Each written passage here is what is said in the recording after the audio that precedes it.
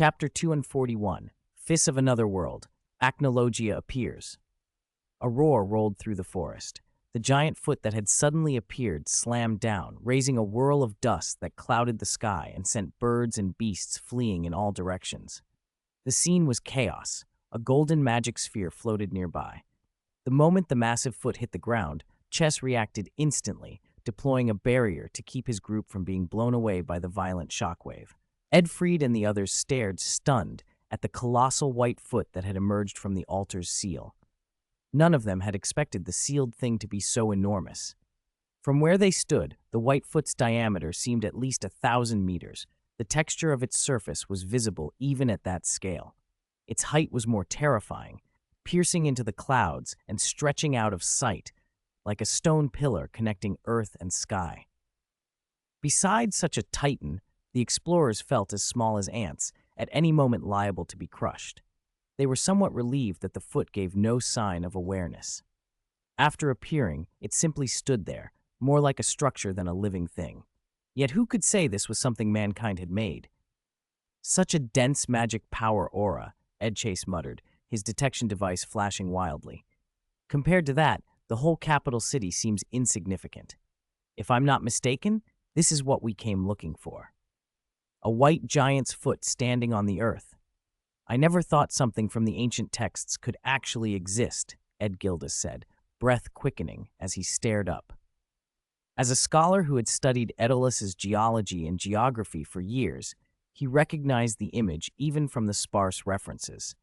Many such mysterious phenomena had appeared on the ancient continent, yet the texts had recorded little, no reasons for their existence, no clear purpose.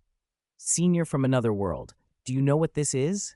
Aeolus Laxus asked, noticing Chess's oddly calm expression. Everyone turned to Chess. Just a rough guess, Chess answered. We'll have a better idea once we go up and see. He pointed to the top of the gigantic white foot. He had never seen anything like it on the north continent of Aeolus, but the all-white pillar reminded him of something from his original world.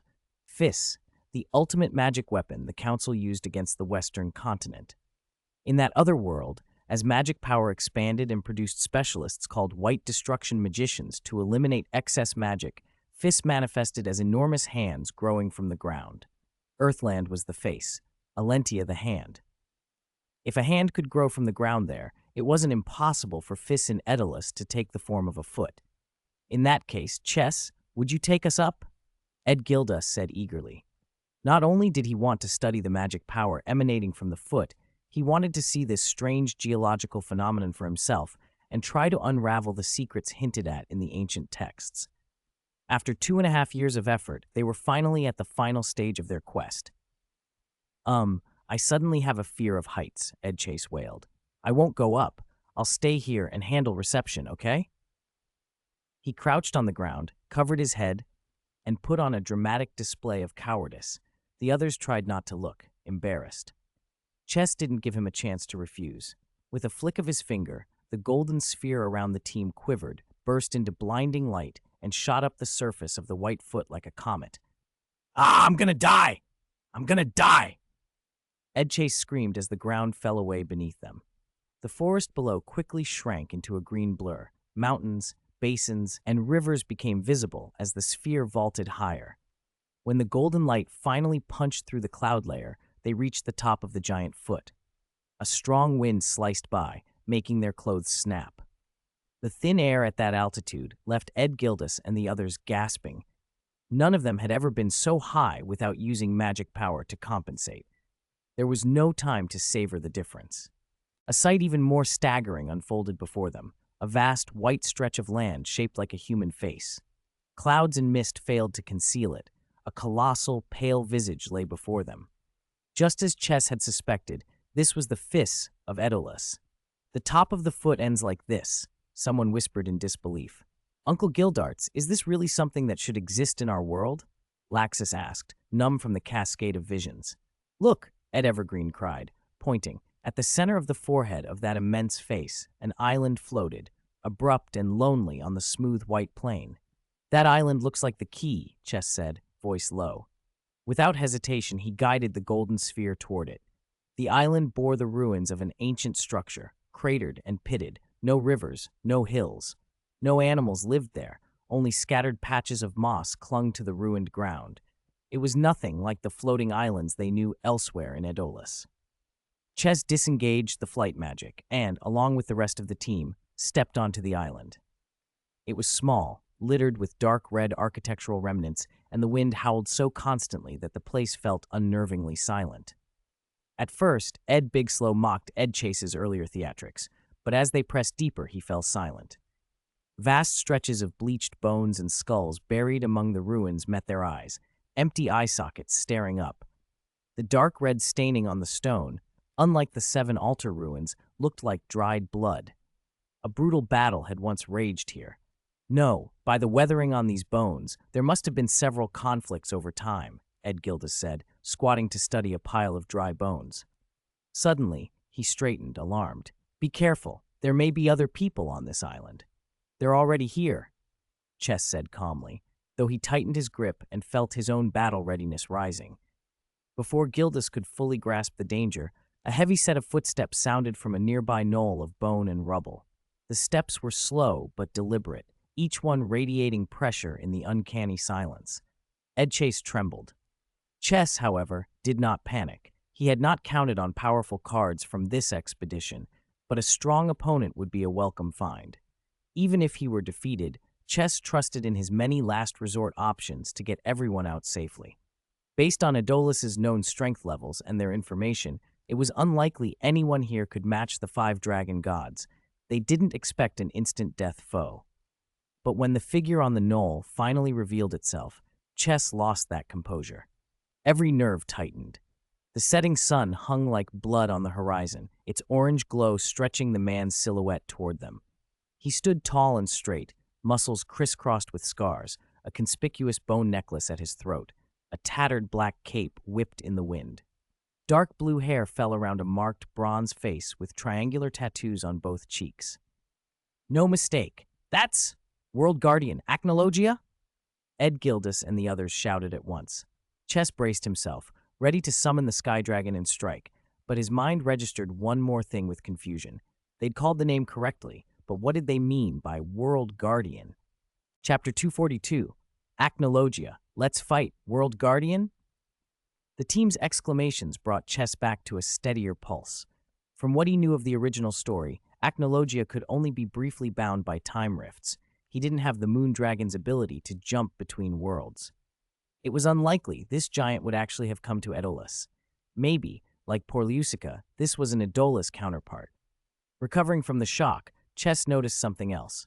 The Acnologia standing on the stone platform showed no obvious fluctuations of magic power, just like the people of Aedolis. That said, no matter how you looked at it, he was a super boss from Earthland. Seeing him alone on a strange floating island of white bones felt wrong. Ches fixed his gaze on Acnologia and murmured to Ed Gildas beside him. Gildarts, do you know him? Absolutely. No mistake. That face. We saw it while exploring the northern continent. Ed Gildas's expression grew serious. To be precise, it was carved on a stone tablet in an ancient village. He just looks similar, right? Ed Evergreen piped up, doubtful. According to the villagers' account, Acnologia led countless warriors against the gods and protected the world. That wasn't just 400 years ago, was it? A human living for centuries. That shouldn't be possible. Ed Freed sighed. From the god realm, Ed Chase had another view. It's not impossible. After a quick exchange, Ches had a rough idea of what the Aedolis version of Acnologia might be, if the history their team had learned was accurate. The key to all this was the Acnologia in front of them. Acnologia on the stone platform had overheard the conversation. He crossed his arms and, with a slight motion of his eyes, cast a condescending look over the group. My name is Acnologia, he said. I once led warriors in a bloody war against invaders from another world. Compared to the Earthland Acnologia who sneered at ants, this one was less arrogant and more worn. His deep voice carried rawness and fatigue. You really are Acnologia? Edgis asked, stepping forward. Then what's going on with this floating island? Why is so much magic power sealed here? Acnologia didn't answer at once. He flicked his tattered cloak, leaped down from the platform, and walked slowly toward them. It has been a long time since I last saw humans. To be able to break the altar's seal and find this place, you are commendable, but his pupils swept over them. With a cold expression, he added, "You are too weak. You should go back." "Go back? Don't be ridiculous. We came all this way to find this place." Ed Bigslow shouted. "The whole world is suffering magic power depletion, and you're hoarding this much." Ed Evergreen snapped. "What kind of guardian are you?" Acnologia frowned and stepped forward. Ed Bigslow and Ed Evergreen shrank back immediately, instinctively shielding Chess. Putting identity aside, Acnologia's hulking body and terrifying battle scars were intimidating. The air thickened with tension. Chess, standing at the front, remained calm. He didn't sense hostility in the man's lonely eyes. To everyone's surprise, Acnologia waved a hand and spoke casually. "Fis is the physical form of magic crystal. Take as much as you like." Then he turned and started to walk away without setting any guards. That offhand, indifferent tone made Evergreen and the others boil with anger. Ed Gildas, however, grinned and hefted a magic shovel. "You said it, I won't be polite." Wait, when did he pull that out? Even though they didn't understand everything, the goal of their expedition was clear: magic power. They were done arguing with this weird Acnologia and set to work, ready to dig. Chess, far less driven by greed for magic power, watched Acnologia's figure recede with a bad feeling. Right then something strange happened. He suddenly felt his link to the magic power in his body sever. "What's going on? The magic crystal on the shovel just dimmed." Ed Gildas frowned. "That can't be. Uncle, how could you be so careless? I still have some in my card. Take it." "No. My card's invalid?" Ed Chase stared at the card in his hand. It had turned into worthless paper. "The healing items in my med kit, they don't work. My magic stun gun is useless too." Faces fell as the team realized something was wrong. Acnologia stopped walking and turned his head slowly. His voice was calm. "I forgot to tell you, though I possess no magic, I can render all magic ineffective. So use human strength to take what you want." How could human strength chip away that impossibly hard altar? After a stunned silence, the team reacted in fury. This bastard had never intended to let them take the magic power in the first place. They were about to charge when a roar split the air and a crimson storm of magic power burst into being before them. Chess, standing within the phantom image of a sky dragon, clenched his fist and smiled. So not all magic is useless. Still, the Acnologia before them was more alarming than the descriptions from Earthland. There, Acnologia had devouring magic and near total magic immunity, abnormal enough. Here, he could directly seal magic. When Chess lost his magic link, he had tried summoning card monsters and activating magic and trap cards. Though he could sense the card space, everything failed. Only when he forced his Godslayer magic state, an aura reminiscent of divinity, did he recover a sliver of the familiar sensation. Even then, the Godslayer state was heavily suppressed. The state was only a conduit for magic power, not the true power of Osiris, and yet it was enough to reveal how abnormal this Aeolus Acnologia was. Even Gildarts from Earthland would be reduced to a normal human here. Acnologia's eyes suddenly bulged. Rage flared across his face, washing away the earlier indifference. He stomped the ground, and before anyone could react, his body shot forward with terrifying force, and he unleashed a brutal, destructive punch. Bang! The shockwave ripped through the air like a cannon blast, tearing the ground apart. The aftershock slammed Chess and the others backward, hurling them into the ruined remnants of a distant relic. A punch with no magic power had this kind of force? In the center of the maelstrom, Chess planted his feet on the shattered ground, arms crossed to meet Acnologia's blow. His cloak whipped out behind him. He allowed himself a small, dangerous smile.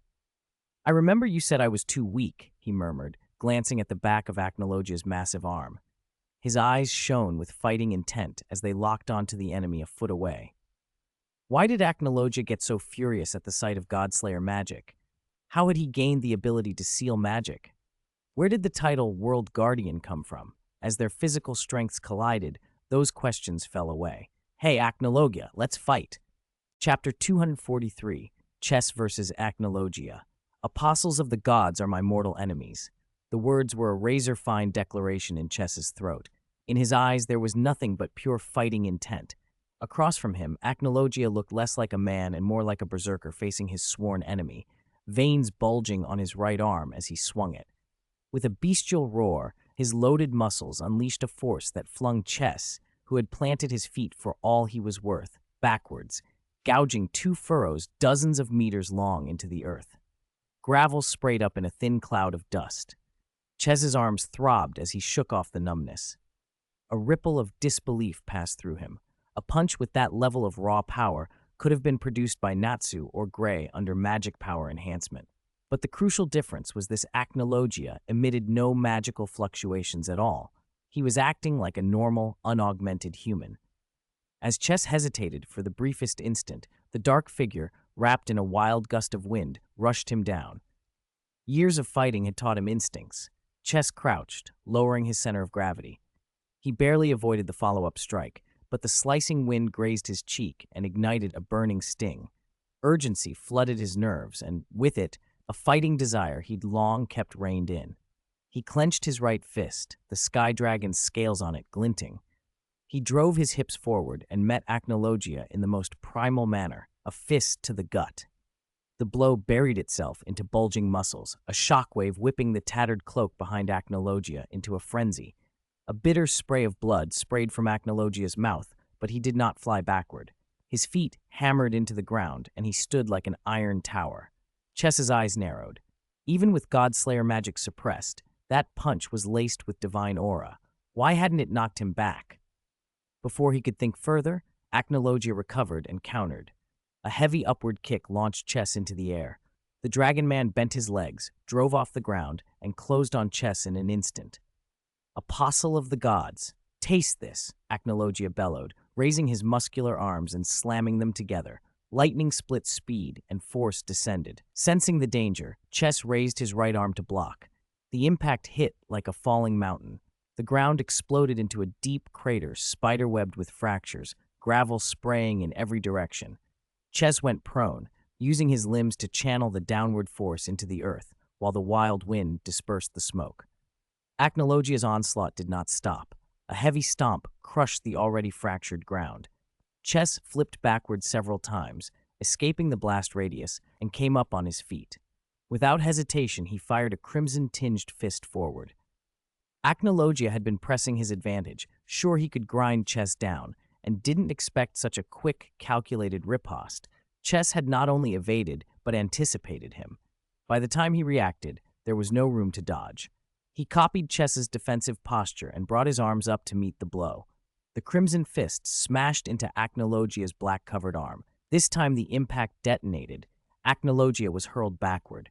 He smashed through several ruined buildings before crashing into a churned field of yellow sand. The battlefield fell into a brief, stunned silence. "You're kidding, right? Can a human body really fight like that?" someone whispered. Even with their magic suppressed, that kind of destructive power, those two must be monsters, another voice said. In the distance, Ed Freed and the others, recovering from the tremor, watched with stunned expressions. Ed Gildas stood rooted, blank-faced, nudging Ed Chase beside him. "Hey, Chess, are we really looking at you?" "How would I know?" Ed Chase cried, covering his head in panic. "More important, why are they fighting?" The setting sun bled orange through the smoke, casting the Sky Island in a grim, oppressive light. Dusk was settling. From the collapse of broken rocks, Acnologia walked out slowly, the afterglow catching on his stern face.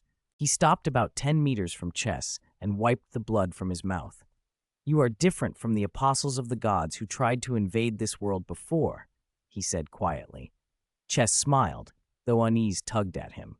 According to Acnologia, and combined with what Ed Gildas and the others had told him, was it possible that Edelus's Acnologia had been fighting these so-called apostles here for some time? If so, that would explain the monstrous physical resilience, the kind that could resist Godslayer magic. The evenly matched exchange they just had made a lot fall into place. If Chess hadn't developed his hand-to-hand skills beyond what a card magician typically learns, if he hadn't accumulated yards of real combat experience, even Godslayer enhancements might not have been enough. A solid brawl could be invaluable training.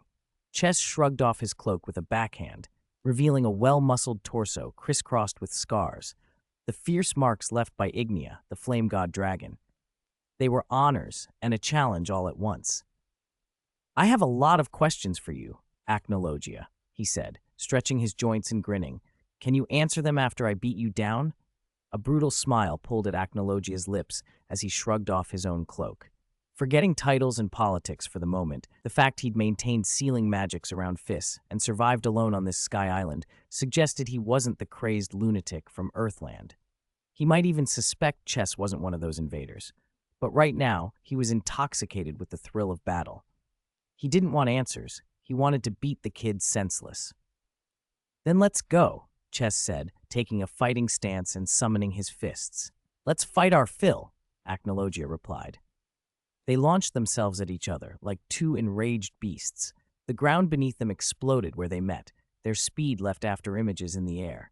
Shockwaves rippled outward from every clash of fist and limb, turning into a storm that flattened anything in reach. There were no flashy spells, no named techniques, just two bodies and raw, brutal power. Fist against flesh, shoulder into jaw, the purest form of combat. Ora! Ora! Ora! The thunder of blows and the war cry of battle filled the dying light as they collided again and again. Chapter 244, New Card, Destruction Dragon Gandora. Terrifying shockwaves rolled across the floating island one after another.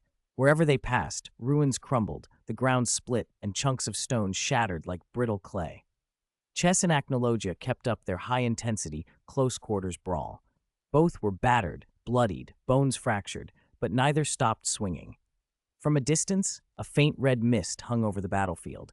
Blood and sweat vaporized by the heat generated from their rapid, brutal exchanges. An eerie sight in the afterglow of the setting sun. Aeolus Chess's team had fallen back to the island's edge and stood in stunned silence.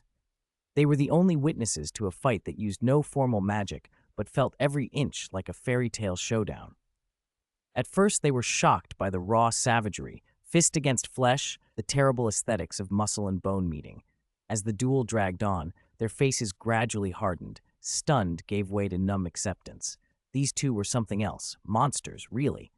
So strong, the chess from the other world is just unreal.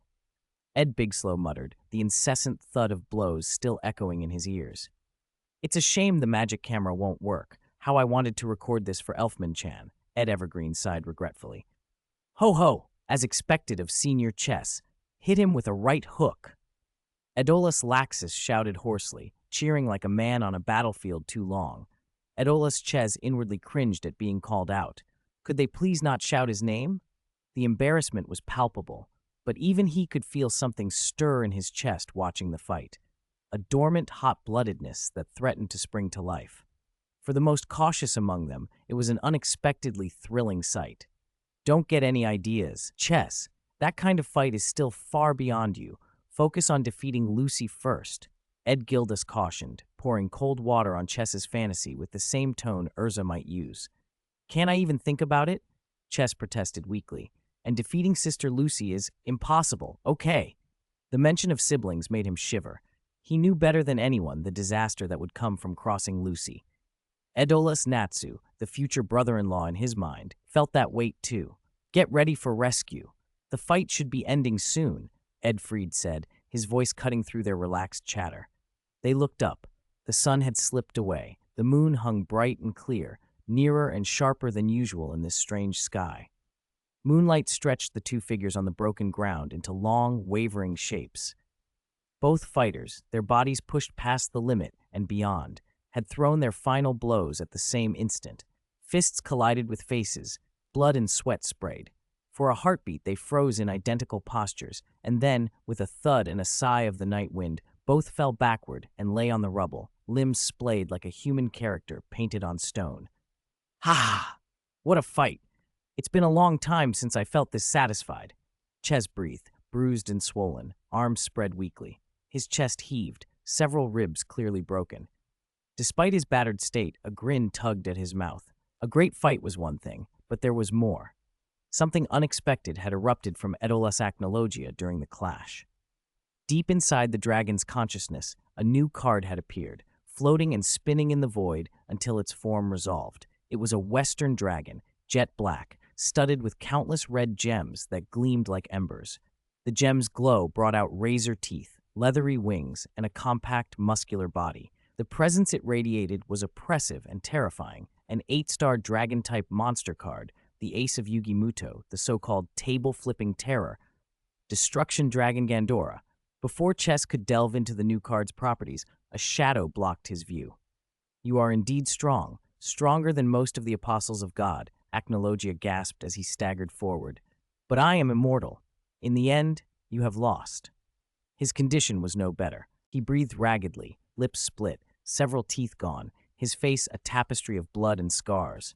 Even so, the will forged from centuries of endless combat, an almost numbed readiness for death, kept him upright. He leaned toward Chess, defiant even in pain. Chess lifted his head to meet that arrogant gaze and answered calmly, "Is that so? I'm not sure." He didn't force himself to get up. The whole of him burned. Instead, he stayed flat on his back and said lightly, "Don't forget, I'm not alone, Black." The single word black caught Acnologia completely off guard. He blinked, confusion washing through him. Footsteps sounded then, coming close. Edolus Chess's friends moved in unison and stood behind him, faces set. Whatever fear they had possessed earlier was gone. It was impossible for them to simply watch a comrade be finished. The gap in power between the two sides was wide, but they had already decided Chess was one of their own. "Companion?" Acnologia murmured, a shadow of something like nostalgia crossing his features. He looked at the small group of friends standing together beneath the moonlight, and for the first time in a long while, the words sounded like a balm. He sagged down to the ground, one hand on his knee, expression softened. "I don't even remember when I last heard that word. Distant, beautiful," he said with a faint, wistful smile. "Though I am immortal, I am tired, so you have won." "Yeah!" Edolus Laxus and the others whooped. Relief and triumph burst out as if they had been holding their breath for years. Chess tried to spring up with a showy flip, accepted applause for a moment. Then, after barely 3 seconds, his body betrayed him. He collapsed face first into the dirt, coughing blood. The brave act had been exactly that, a brave act. Seriously, both of them are Chess. Why do they have to show off so much? Ed Evergreen sniffed and then, with a softer curl to her lip, added, "My Elfman-chan is cuter." She immediately opened the magic medical kit she'd brought and crouched down to check Chess's wounds. Ed Freed and Ed Bigslow followed suit, producing their own medical tools. They wanted to help Acnologia too, but he waved them off with a tired hand. "I'll repair myself," he said. "My body heals quickly on its own." Chess, gritting his teeth as the medics probed and mended, looked over at Acnologia and asked, "If you're not some strange black giant dragon, if you're mortal in some sense, then where does your immortality come from?" Acnologia seemed taken aback by the blunt description, but also oddly pleased. The simplest words were often best. Men understood most clearly through force and clarity. After the battle, his determination had shifted. He acknowledged the nickname Black with a small nod, then began to tell of himself and of the world that birthed such things. "I don't truly die because I live off the vital magic power converted by fists," he said slowly, voice hoarse from exertion. "It maintains my body, my will, keeps me from ever perishing." Chapter 245, The One Who Protected the World for 400 Years. Using fists to gain eternal life? Ed Bigslow, who was tending to Chess's wounds, looked up and snapped indignantly. "Isn't that selfish? Do you realize whole regions have been plunged into war because magic power was drained? I know you're worried, but can we not jump to conclusions?" Chess gasped as the pressure on his hands suddenly increased. He'd enjoyed the fight and had picked up a lot from it, but he wasn't invincible. His injuries were severe, and that last strike had been brutal. Sorry. Ed Bigslow scratched his head, embarrassed. "Chess is right. Let's hear him out." Ed Gildas's voice cut in, low and steady. Whether from his title of World Protector or from the long years on that seldom visited Sky Island, Acnologia's immortality was clearly not a simple boast. Acnologia, who had recovered a little strength, rose slowly. He tilted his face up to the brilliant night sky with a calm expression, seemingly indifferent to Ed Bigslow's accusation. Time spent in isolation had left him ill at ease with ordinary conversation, but after holding the words inside for a long moment, he finally managed to speak clearly. "I don't know what the world is like now, but when I was born, about 400 years ago, magic power was a tool for human progress. There were wars now and then, but generally things were good. People hoped for the future, and life flourished with the help of magic power. When he spoke of those days, Acnologia's usually impassive face briefly softened into a ghost of a smile. The smile vanished instantly, replaced by cold anger. Until one day, a bunch of bastards who could use magic as they pleased descended from the sky and called themselves the Apostles of God. His hand at his side tightened into a fist. In the harsh cadence of his words, Chess and the others finally learned the history of Aeolus from 4 centuries ago. Relying on powerful God-slayer magic, the so-called Apostles of God launched brutal invasions across the world, burning, killing, and looting in an attempt to seize all of Aeolus. The people fought back with whatever they had, crude magic weapons and desperate courage. A death struggle erupted in the forest of the North Continent. Though they managed to annihilate one band of apostles, the cost was nearly 100,000 lives. That victory was shallow. The battle had revealed Aeolus's position to the wider world. Once the invaders learned this low-magic land existed, more and more groups descended, drawn by the chance to plunder the continent's magic power. Aeolus was dragged into a long, grinding vortex of war. To defend their homeland, the people of that time pooled the continent's magic power and created a colossal white construct they called Fis. Using the massive reservoir of magic power as bait, they moved the main battlefield onto the floating islands that topped Fis. At first, dozens of islands hovered above it, and warriors came from everywhere to stand against the invaders, Acnologia among them. As the ruthless war raged on, the floating isles dwindled. When Acnologia finally realized how things had slipped, he looked back and found himself alone, covered in blood. Friends and family were gone. The endless despair that followed kindled something else. Perhaps from being bathed in the blood of so many God-slayer magicians, he acquired the ability to seal and restrict magic power. The war continued in the sky. New fighters joined and were cut down by enemy magic until they were nothing but dry white bones. Over time, Acnologia came to understand that no one could keep pace with what he was willing to do. To stop more young people from dying in vain, he fused his body and consciousness to Fis, built a sealing altar that cut off the access path, and chose the loneliest path, standing between the world and those who came from beyond, alone. Under his protection, as gradually recovered, and after centuries of peace, became the land they knew now. The Apostles and the so-called World Crisis faded into legend. Among those legends was Acnologia himself, the World Protector. I never would have guessed that while we worried about the loss of magic power, something like that was happening on the other side of the world. Ed Bigslow murmured. What? You've been protecting this world alone for over 400 years? Ed Gildas and the others stood frozen, faces etched with shock and sorrow. Though Acnologia had presented the story without flourish, the tragedy and heroism of it hit them like a physical force. Ed Bigslow felt ashamed of his earlier accusation. If not for Acnologia, their world might not even exist. Chess and Edchase, both outsiders here, were quieter.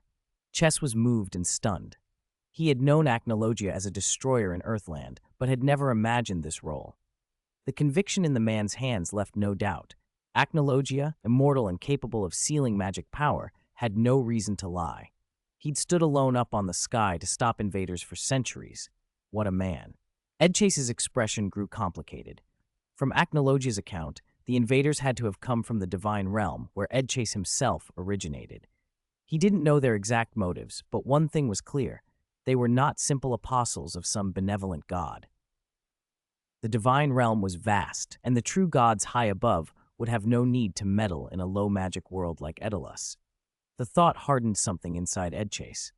Whether moved by admiration, racked by guilt as someone from the divine realm, or driven by a new resolve to protect his guildmates, the cautious Edchase stepped forward without hesitation. Mr. Acnologia, protecting the world is a responsibility for all of Aeolus.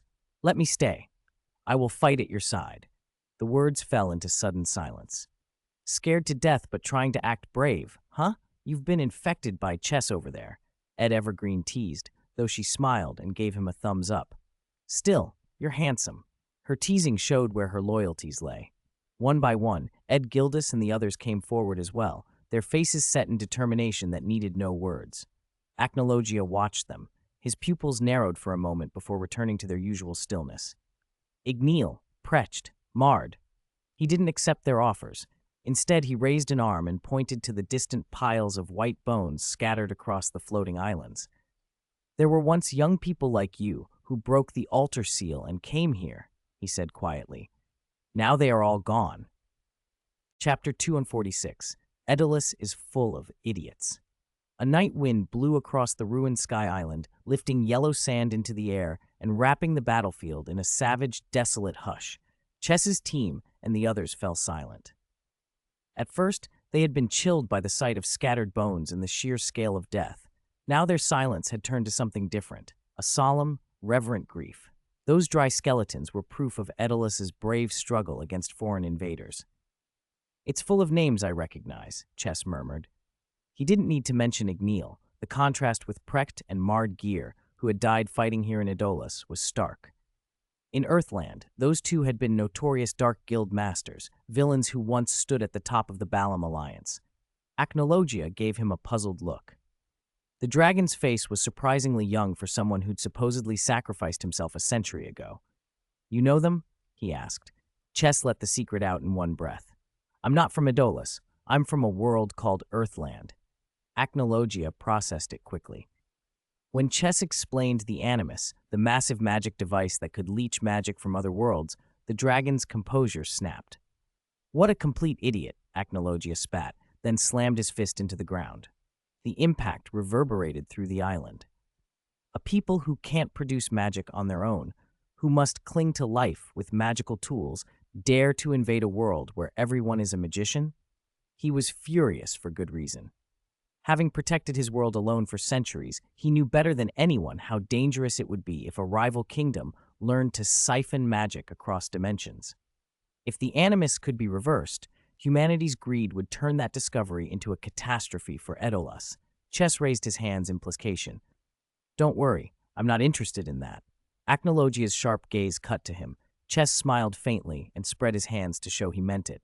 He'd made his purpose clear already. He hadn't come to loot anyone's power. The dragon's wariness eased, and he gave a clipped apology. Sorry, I got carried away. Fists didn't lie. Acnologia's anger was genuine, but when the dragon softened, there was an almost imperceptible tenderness beneath the bitterness, a weary protection for those he had failed to keep safe before. He couldn't stand to watch companions die again. He turned his back because he didn't have the courage to meet the determination in Chess's team's eyes. Do you know someone named Brain? Chess asked suddenly. Two of the Balam Alliance's 3 guildmasters had been well regarded. Brain was the mystery. The name made Acnologia's expression harden into hatred. That bastard betrayed Aeolus and served the apostles of God. I ground his bones to dust. Chess's reaction was a rueful chuckle. No wonder Brain was the cause of so many tragedies. So he was as rotten as I expected. Ed Evergreen, remembering the strange inversions between counterparts in the two worlds, spoke up. Chess, if the kingdom's Animus can send away the continent's magic, what if we drained Aeolus of its magic? If there's nothing to be gained, would the apostles of God stop coming? It was a tempting thought. Mistogan, in the original history, had tried something similar to end conflict, showing the realm it could live without magic. But Chess shook his head. Removing magic wouldn't remove human desire, power, wealth, resources. Those temptations remained. The gesture might buy safety for a time, but it wouldn't solve the root problem, and pinning their hopes on the mercy of the Divine Realm's magicians was far too idealistic. We can't be sure they'd go away, Ed Gildas said, exhaling a torrent of stale air. We can't win. We can't hide. All we can do is selfishly put this burden on Acnologia.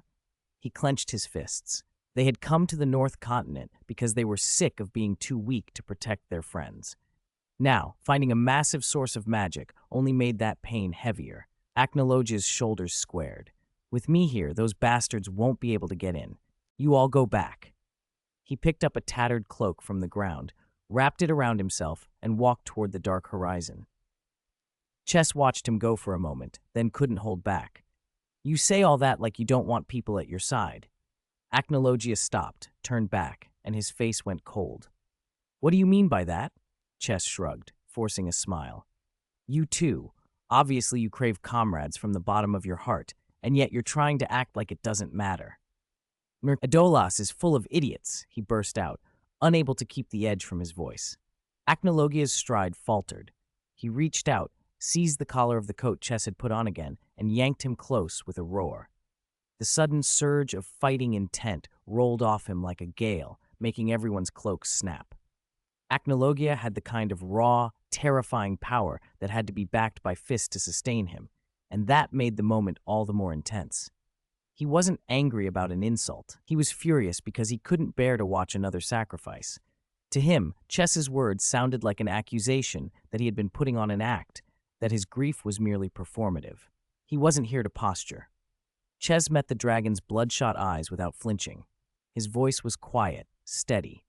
"How long can Fiss's magic last?" he asked. 100 years? 200 years? 400 years? Chapter 247. Not frank enough tsundere. Even if it gathered every last reserve of magic in the world, Fiss was still a one-time magic product. Whether it was its ability to draw magicians from the divine realm, or the so-called immortal power Acnologia had gained from it, there would come a day when it ran dry. When that day arrived, Adolis would plunge into an unprecedented darkness. The people 400 years hence had been protected too well by Acnologia's hand. A shadow of gloom passed through Acnologia's eyes. He lowered his head and was silent for a few seconds. The restless aura that perpetually surrounded him gradually eased. Slowly, deliberately, he released Chess's hand. He understood the danger. It wasn't that he hadn't considered precautions. Constant invasions from other worlds had left him no time to plan properly. Even if he had time, he could not see how to untie this knot.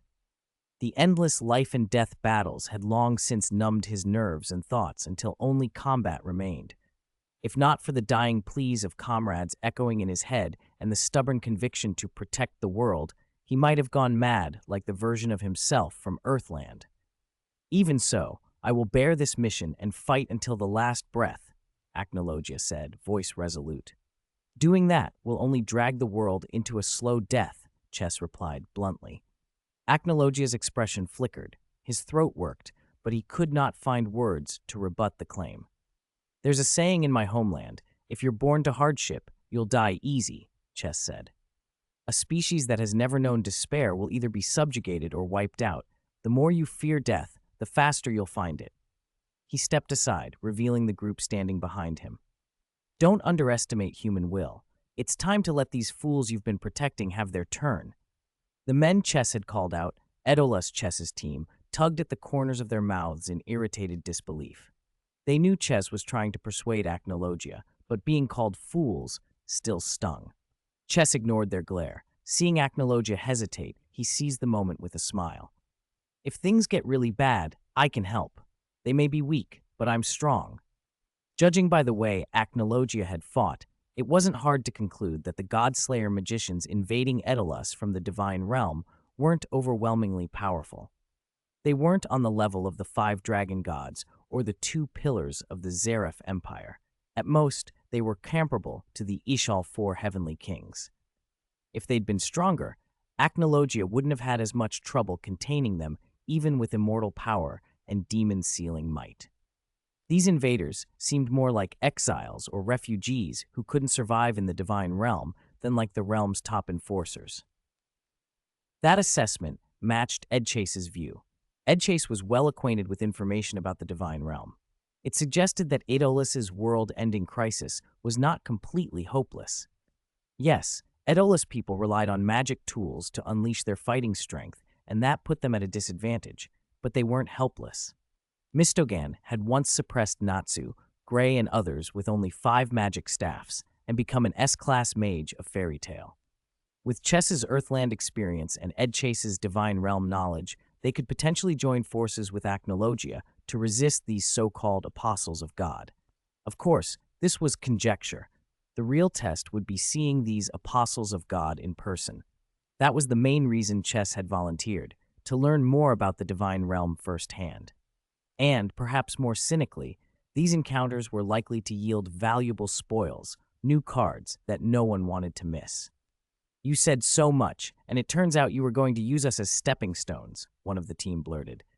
Damn it. He stole the spotlight. The team's complaints came in a rush. With mouths full of sawtooth grins, they had an uncanny, familiar air reminiscent of fairy tale in Earthland. Acnologia remained motionless, head bowed, considering Chess's words seriously. He had once fervently believed human will could conquer darkness, but centuries of loss and separation had ground that belief down. He had chosen an isolated path, convinced it was the only way. If those words had come from ordinary Aedolas people, he would have dismissed them as naive. But Chess was different. He was powerful.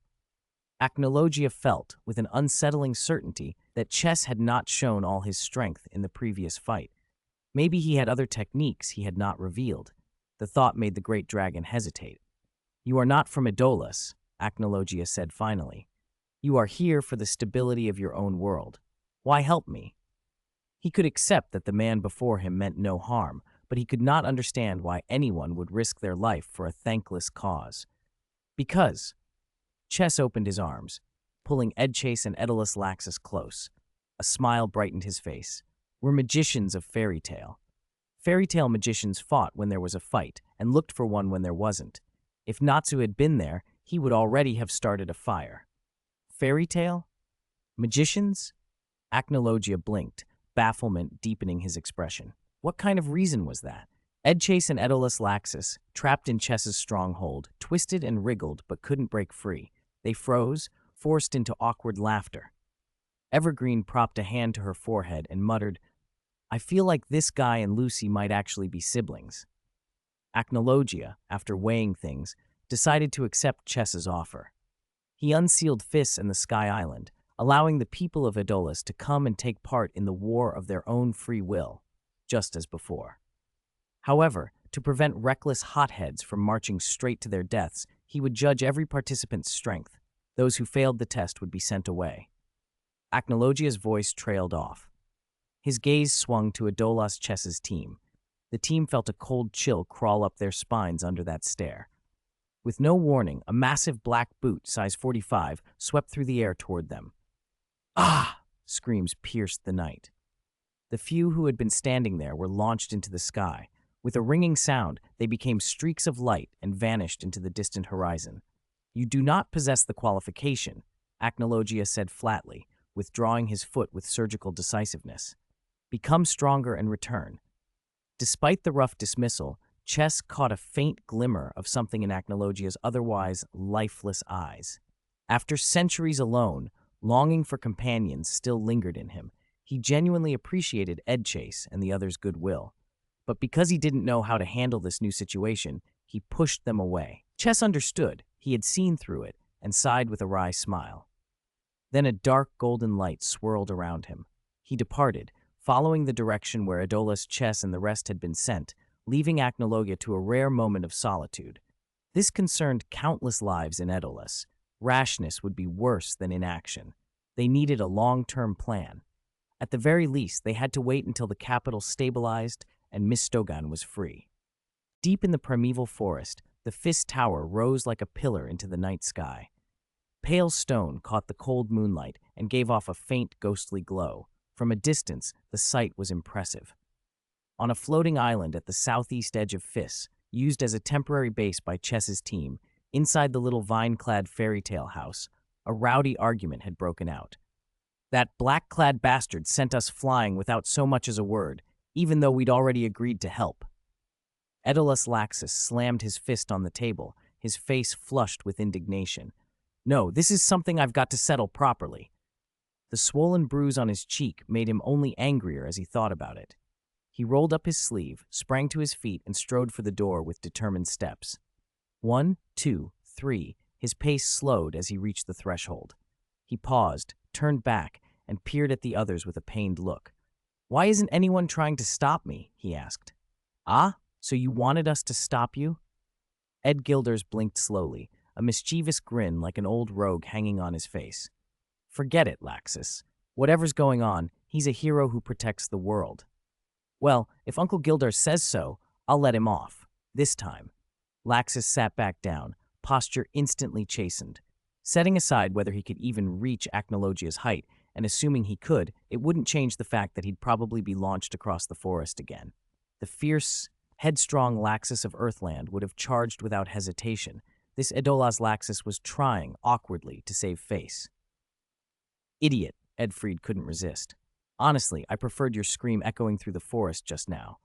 As if your scream was any quieter, you blonde deadbeat, Laxus shot back, folding his arms. At least I'm better than you, you green seaweed stench, Fried retorted. Want to fight you? Bring it on. If I can't beat Acnologia, at least I can beat you.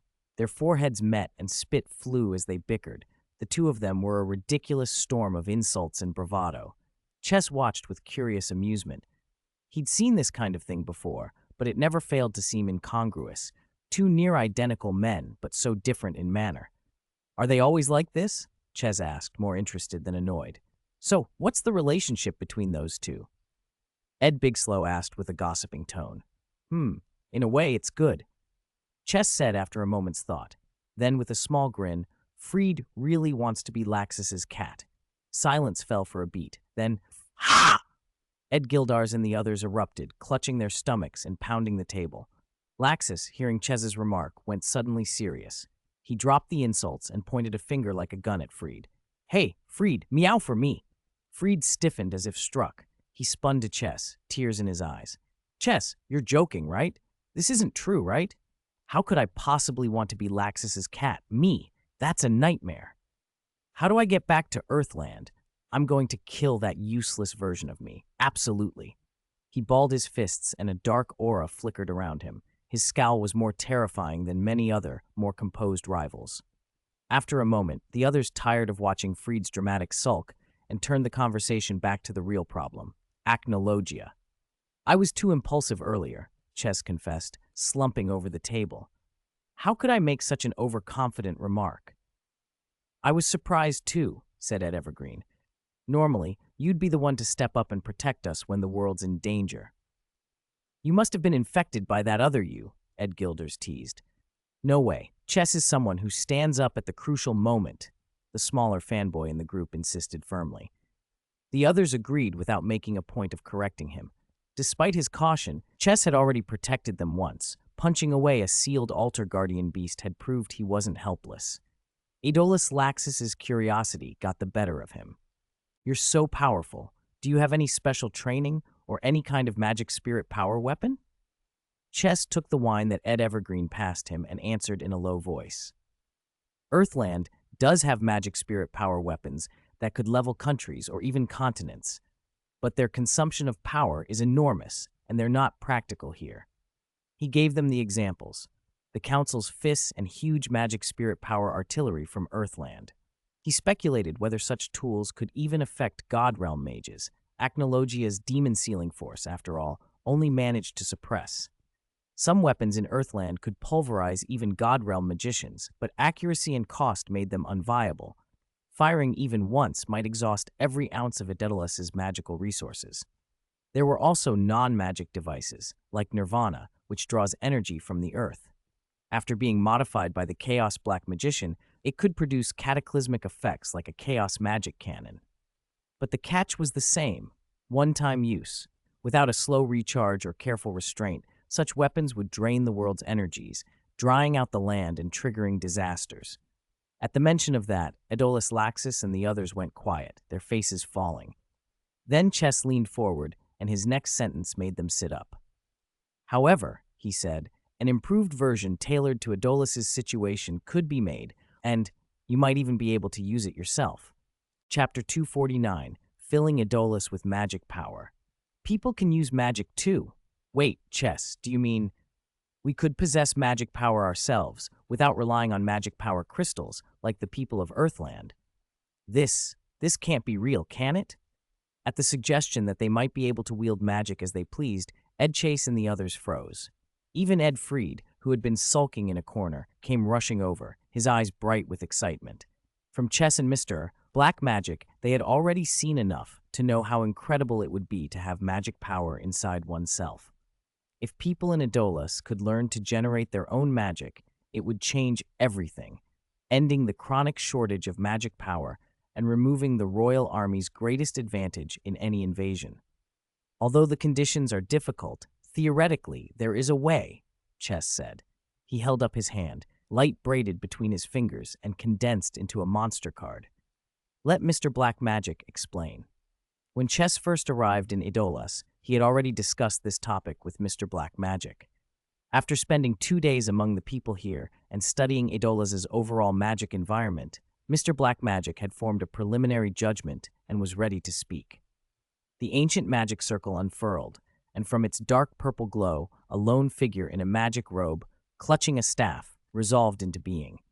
Though they had seen Chess's card magic before, Ed Chase and the others watched in awe and envy, silently imagining themselves casting spells. "Go on, Black Magician," Chess said. Mr. Black Magic took no time with pleasantries. Magic is the power of the heart and the will. The stronger one's faith, the higher their potential for magic. That's not only true in Earthland. It applies to humans in Idolas as well. The statement left Ed Chase and the others bewildered. Magic is the power of the heart and will? I've never heard it put that way, Ed Gildas muttered, stroking his sparse beard. If that's true, why aren't there magicians in Guild Idolas already? Ed Evergreen asked. She almost added that Fairy Tale had many strong-willed people, but thought that would sound like bragging and stopped herself. Ed Chase's expression darkened as he added, "There must be limitations to it, right?" Before he had inexplicably crossed into Idolas, as a native of the divine realm, Fourth, Ed Chase actually had a trace of magic power in his body, much weaker than a trained magician's, closer to the ordinary people of Magnolia. So when he arrived in Idolas, he hadn't thought much of it. He didn't train to cultivate magic, instead focusing on developing magic devices. Exactly, Mr. Black Magic said. Idolas simply doesn't have enough ambient magic power. The world's environment is too thin. Even those with exceptional talent find it hard to awaken their magic. He explained the crux. In a place with sparse magical energy, power cannot take root, much like a cultivation world without spiritual energy, where no great cultivators can rise. The red pill Mystigan had given them before the operation worked on the same principle. It let their bodies adapt to Idolas' low magic environment, so they could use spells normally, but the downside was that recovery is much slower here than in Earthland. The transcendents in Idolas are more like spiritual beasts, adapted to low magic power, but limited in what they can do, usually only basic flight-type magic. "Mr. Black Magic, what are you saying?" Ed Freed asked respectfully. If Idolas could maintain a high level of ambient magic power for a long time, Mr. Black Magic went on, magic power would begin to grow naturally inside people's bodies, even without systematic cultivation. His conclusion was based on Mystigan. Having lived for years in Earthland, Mystigan already showed faint signs of generating magic power within himself, signs he'd never noticed. The realization stunned everyone into silence. A solution existed, and it was relatively simple in principle, but to them it was almost impossible. Fill Idolas with magic power. If that could be done, why would the royal army under Faust be stealing magic from Earthland? Idolas would no longer be compelled to seize power elsewhere. Chess, sipping his tea calmly, smiled and added, "There might actually be a way to do that." He was thinking of diverting magic power from other worlds, specifically Alentia, home to the moon god dragon. Alentia's problem was the opposite of Idolas's. Magic power there was overabundant, inflating to dangerous levels and spawning disasters, including the White Annihilation magician who specialized in eliminating magic power. Transferring surplus magic power from Alentia to Idolas would be an ideal solution, and a technique already existed for interworld transfer, the large-scale space-time magic called animus. But even with a theory and a method, two major obstacles remained. The first was locating Alentia's world coordinates. Chess and Mr. Black Magic had already decided they needed to go to the capital, learn precisely how animus locks onto other worlds, and then seek Alentia's coordinates. With luck, Mr. Black Magic might even learn how to cross worlds reliably in the process. The second obstacle was the moon god dragon, Selene. Whether out of hostility to humans or from a desire to control things, Selene would never allow a magic redistribution that would alter the balance between worlds to proceed unopposed. Finding Alentia might only be a matter of time. Confronting Selene would be far harder. Chess had no confidence that he alone could handle such a monster. Even if those two problems were solved, further complications would follow. Would enough people in Idolas unite, like Chess's small team did, to resist the divine apostles and help Black Dragon?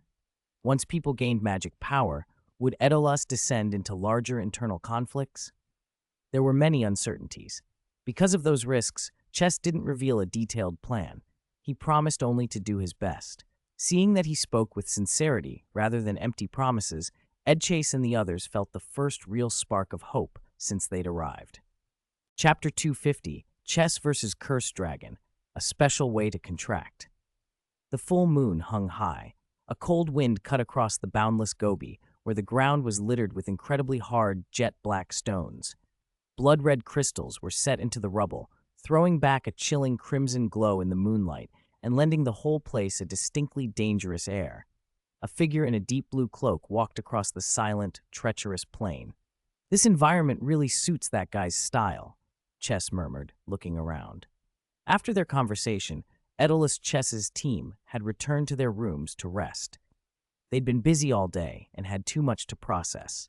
The massive strength of their comrade's counterpart from another world, the world guardian who'd acted free for centuries, the invasion conspiracy hidden under Edolas's peace, the possibility that Edolas people could wield magic power freely. All of it turned their previous understanding upside down.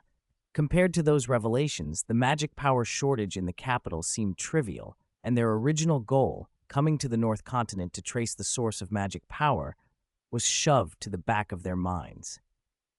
No wonder sleep would be difficult tonight. Chess, who already knew the fairy tale world well, had no trouble sleeping. But before bed, he wanted to finalize the contract with the cursed dragon Gandora he'd just claimed. So he entered the card space, the part of the world that belonged to card monsters. Roar. A massive black shadow dropped from the sky and landed before him. Its weight made the ground tremble. Winds howled, lifting rubble and throwing it in every direction. Through the dust, black light spilled and red glints flickered as a visually striking, gigantic dragon slowly opened its eyes. Are you my master?" Gandora rumbled as it lowered its head. Two sharp bone spurs on its black cheeks caught the moonlight. "As a human, your physique is decent," it added, "but I don't know your strength."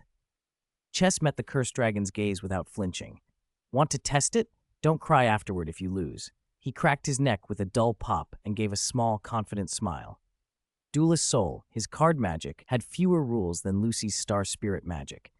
Contracting with a card monster could be as simple as a greeting, but Gandora wasn't going to sign on that easily, so Chess was happy to humor it. After all, they might be comrades who fought side by side. "Humph, arrogant," the dragon snorted, then laughed roughly. "But I like it." A ferocious wave of pressure tore outward with the laugh. Tearing winds centered on Gandora blew away the scattered stones and dust. Chess's smile faded. He opened a dark gold barrier and ground the incoming rubble to powder. Without more ceremony, Gandora extended a black gold claw like forged metal and struck at Chess with terrifying speed. The heavy blow slammed into the Gobi with a thunderous crack, shattering the ground and sending jagged fissures racing outward. Just a single strike carried astonishing destructive power. Every inch of the dragon's hulking body was pure muscle. Chess nimbly retreated, hovering and taking stock of the cursed dragon's strength. But Gandora didn't give him time to think. It stomped forward, the ground cracking beneath it, then clenched a bone-armored fist and prepared to smash him.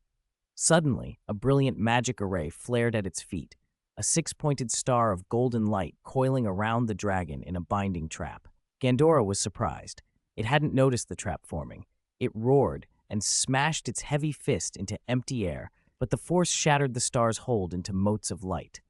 Its massive wings beat, whipping up a hurricane, and it charged again, fangs bared and claws ready, radiating tyrannical intent. Chess's eyes flashed. He let the black gold giant fill his view, then launched a backhanded magic array ahead. A pillar of hellfire burst up, a furnace of superheated flame meant to incinerate everything in its path. Gandora was caught full on and was instantly engulfed by blazing fire. That was the cursed dragon's ultimate move, Hellfire? Black Magician Girl, lounging on Rock Golem's shoulder and idly munching potato chips, squealed with interest. She kicked her small, neat legs, clearly enjoying the show. Gandora, flying low and proud, nodded. The dragon seemed pleased that its first move had been used in front of an audience. The timing left no room to dodge, Black Magician noted gravely beside Rock Golem. Dragon Slayer, arms crossed, gave the blasted dragon a disdainful look. A reckless, stupid dragon, not worth a single hair of this lord, he snorted. His dragon-tooth sword at his waist vibrated faintly with contempt. Around them, elf swordsman, Gilfer demon, giant shield guardian, and other card monsters watched in a lively, crowded scene. As soon as Gandora appeared, it had stirred up a commotion. The other card monsters had all gathered to meet the newcomer. Chess smiled at Gandora as it peeled itself free from the hellfire and steadied. That attack won't do much to me. He did not hide the sigh of relief. As the deck's absolute master, he could call on his card monster's powers at will. Summoning a card monster's full body to fight was more convenient on the outside, but sometimes pulling them in and letting them show off in the card space was fun. That said, he would not overdo it. He wouldn't rally every card monster to gang up on Gandora. That would be excessive for a contract-signing ritual.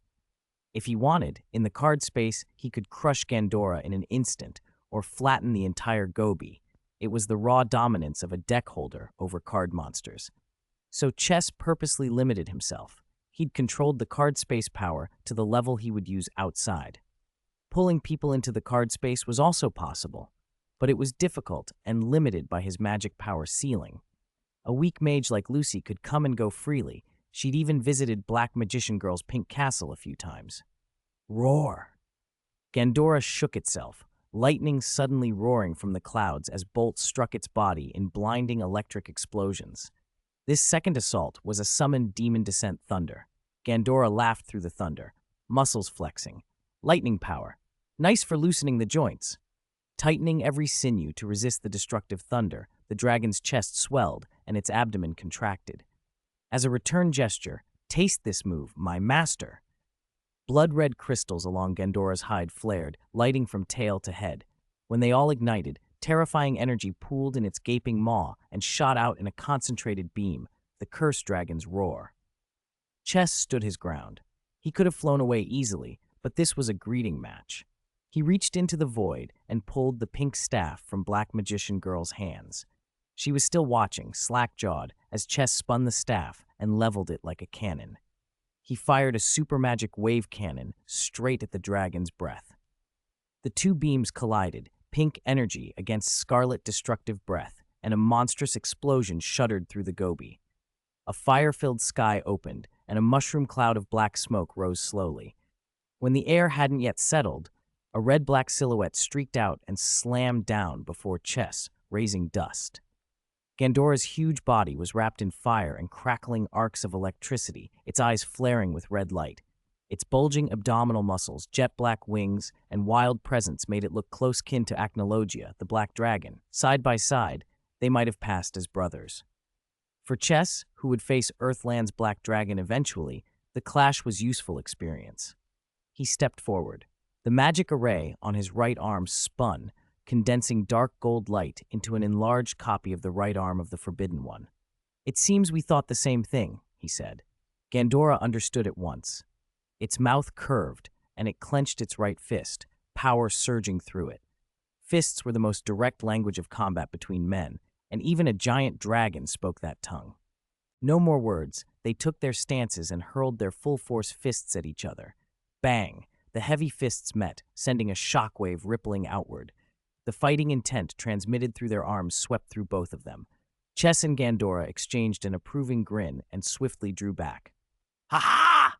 All right, as brothers, I acknowledge you." Gandora laughed, then squinted and added, "But this alone isn't enough to make you my master. Title like that means nothing to me," Chess said, shaking out his arm.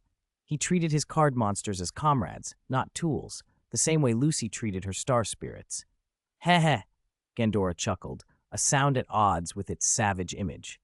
The fist clash had told it everything it needed to know about Chess's will. The dragon's dismissal was merely a pretense for what came next. Crystals along Gandora's body flared brilliantly. Beams of red light shot out, filling the battlefield, and the watching area where Black Magician Girl and others stood with a crushingly destructive aura. Not good. The dragon was about to go all out. Black Magician Girl, still perched on Rock Golem's shoulder, with a half-eaten chip in her hand, was jolted. She snatched up Kuriboh and blurred into a pink streak, fleeing fast. Rock Golem stood frozen behind her. Other card monsters who sensed the sudden rise in danger also cut their viewing distance and retreated. No one moved to protect Chess. The deck's master stood squarely in the center, unperturbed. Present the most magnificent performance for this old man's debut. "Destroy everything," Gandora bellowed. In that instant, the cursed dragon's ultimate finished charging. Its whole body was bathed in blinding red light. Breath of destruction, fierce light flash. Chapter 251, Sky Dragon. You all come at me. Countless blood-red pillars of light stabbed up from the sand, illuminating the whole Gobi. Destructive energy radiated outward from Gandora and slammed into the ground, shattering the surface like brittle pottery.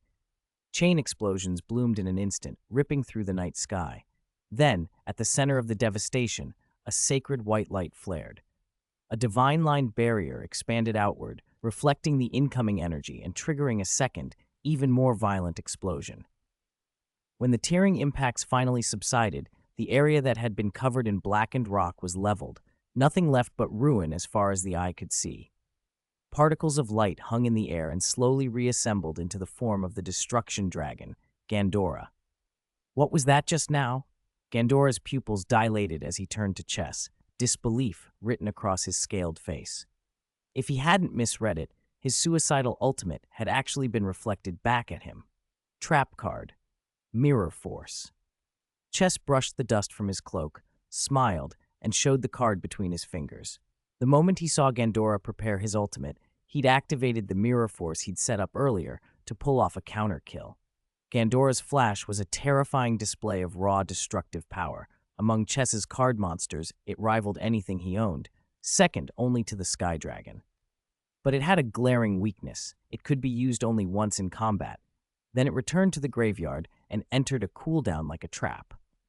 That kind of all-encompassing, high-intensity attack was perfect for turning a desperate situation around. Chess looked over the ruined landscape, shook his head with a rueful smile, and muttered, "You really are reckless." If Gandora had used that move in Magnolia, the whole city might have vanished. In that respect, the Destruction Dragon would get along famously with Natsu. Chess was half considering introducing the dragon to Natsu when his companions, who'd withdrawn to safety, returned. "You idiot, how can you still blame others? You're half the reason it looks like this." Black Magician Girl, arms on her hips, scolded him. She'd rolled out of the blast radius, but still taken the shockwave in the chest and ended up face down in dirt. Her usually fair cheeks and pink robe were streaked with mud. Kuriboh, dusty and tucked under her arm, glanced at the disheveled girl, then at the rock-formed rock giant, and sighed. Clearly he'd hugged the wrong leg. A few other card monsters were equally messed up. Some who reacted slowly had been blown apart and were only now reconstituting inside their cards before rushing back. The girl who'd eaten half the desert for breakfast looked particularly wretched. "Hey, you over there, if you're going to fight, what business is it of mine to be dragged in?" The hot-headed dragon slayer shouted, pointing a finger at Gandora. He tolerated Cursed Dragon and Guard Wyvern well enough, but giant dragons like Gandora made his blood boil. "Oh, what a pity, you escaped by chance." Gandora turned to face him, voice suddenly cold. "I heard your rude, foolish remarks." He'd heard the dragon slayer calling him reckless behind his back. The implication was clear. My flash was aimed at you. "Heh! Still a lying, stupid dragon. As a welcome gift, I'll just slash you a few times." The dragon slayer snorted, drew his dragon-tooth greatsword, and took a fighting stance. "Peel off that ugly armor of yours and hang it on a mountain. That'll be fun." Gandora stamped forward, a deep red glow of fighting spirit flaring across his form. Chess pressed a hand to his forehead, feeling an odd wave of déjà vu, like watching Natsu and Gajeel bicker. One was a dragon-hunting swordsman, the other a giant dragon with a taste for destruction. Both were hot-headed. Chess didn't sense any real hostility between them, so he let it play out. No one could die in card space, and fights like this were good for building bonds. "All right, I'll go rest. I won't disturb your budding relationship," Chess said with a grin as he turned to leave. "Who wants to be in a relationship with this idiot?" came the simultaneous roar. The Dragon Slayer and Gandora snapped their heads back, both affronted. Chess laughed, and the others couldn't help but chuckle. "You shut up, you old man." Gandora. "Master, I think they could be useful for researching combination magic," Black Magician Girl suggested, still giggling as she nudged Black Magician. "Indeed." Black Magician let a rare smile cross his normally stern face. "Hey, wait!" Gandora, unable to bear the sidelong looks any longer, called after Chess, who was about to leave. Chess stopped and turned. "Yes? From now on, take care of me." Gandora, bathed in moonlight, smiled and raised a fist. Chess blinked, then bumped his fist against the dragons in midair. "Same here." With that, their contract was sealed, and a strange new card companion officially joined the group. The temporary calm didn't last. The Dragon Slayer and Gandora immediately resumed their duel-like confrontation, each determined to show up the other. Galvanized by the clash and the rising fighting spirit, the other card monsters clamored for action. Gilfer Demon summoned demons. The elf swordsman wanted to spar with the king's 3 knights. Guard Wyvern and Cursed Dragon prepared for a high-altitude duel. Even Chaos Black Magician, usually buried in studies, found Chaos Swordsman and proposed an exchange of techniques. The atmosphere crackled. Black Magician Girl glanced up at Black Magician with lively interest. "I don't mean to fight, but if you say so." Black Magician lowered his crossed arms and swung his staff. Gusts of wind flowed from its tip. "Ah?" Black Magician Girl's eyes widened, and she immediately lost all desire to fight or to be thrown around. "I didn't mean, Master." She spun in panic, wondering if she could shove Kuriboh forward as a decoy, when a crisp, cracking sound like shattering glass split the sky. A sacred, majestic aura fell over the scene. Everyone stopped and looked up, horror and awe rippling across their faces. In the star-strewn heavens, the area that had long sealed Osiris, the sky dragon, split open with a deep, wide spatial rift. First came the divine claws, gripping the rift's edge. Then the twin-jawed head, scarlet wings, and a slender, lightning-laced dragon body unfurled. "No way! Can he really come out already?" Black Magician Girl cried. Black Magician, calmer, said in a low voice, "Our master has become much stronger this whole time." Ermo Relic Island, Phantom Lord, the Tower of Paradise, the Fairy Tale Civil War, the Demon Village, the 6 Demon Generals, the Otherworld Black Dragon.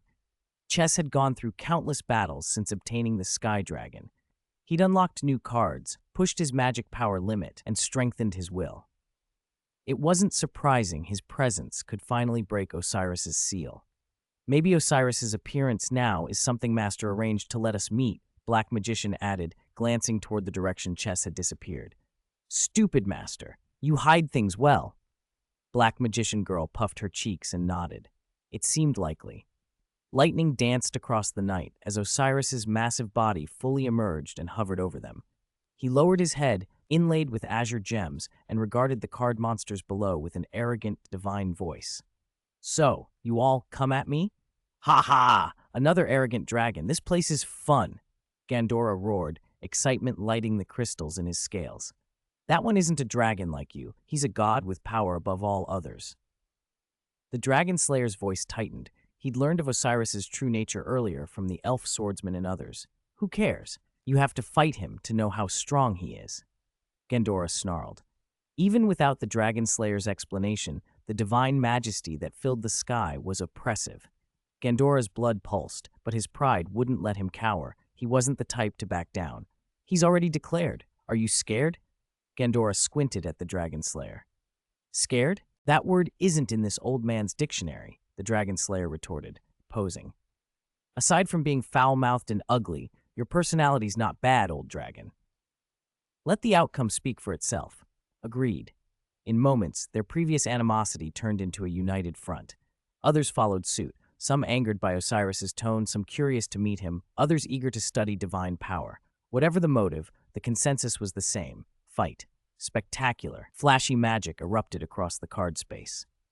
Outside that chaos, Chess was back at the Daedalus Chess Squad's temporary base, sprawled on a sofa in the hall with his hands behind his head, oblivious to the brawl. As Black Magician had guessed, it was Chess who'd greeted the Sky Dragon, using the arrival of Gandora to introduce Osiris and say hello. It was part of why Chess had agreed to help the Daedalus Black Dragon against the Apostles of God. Even when Chess's magic was fully amplified, he could only let the sky dragon descend for a few dozen seconds at most. But that window was plenty to handle most emergencies. It was his best trump card. The battle in the royal capital should be over by now. I need to go back tomorrow. Chess stared at the ceiling of the temporary fairy tale guild hall, plotting his next move. 2 days had passed since he'd come to the North Continent. Without Urza Nightwalker, the king's army couldn't have withstood Natsu's onslaught. Lucy, at this point, was far stronger than she'd been in the original timeline, at least small S-class, and with guild arts added in, a complete sweep might be an understatement. What worried Chess more was whether Mistogan would purge the kingdom's magic power and decide to go it alone, as had happened in the original story. The Fis in the North Continent should be unaffected under normal circumstances, but since Chess had decided to help Aedolas pursue magic power development, stopping Mistogan had become a necessity. Chapter 252, The Aloof and Elegant Silent Magician. The morning after greeting Acnologia on the floating island at the top of Fis, Chess wasted no time. He set out for the southern continent and the kingdom there, and the Aedolas chess squad went with him. They had been away from the guild for 2.5 years. Everyone missed their comrades and family, and there was no reason to linger. They needed to report and discuss the looming problem of the god apostle's invasion from another world.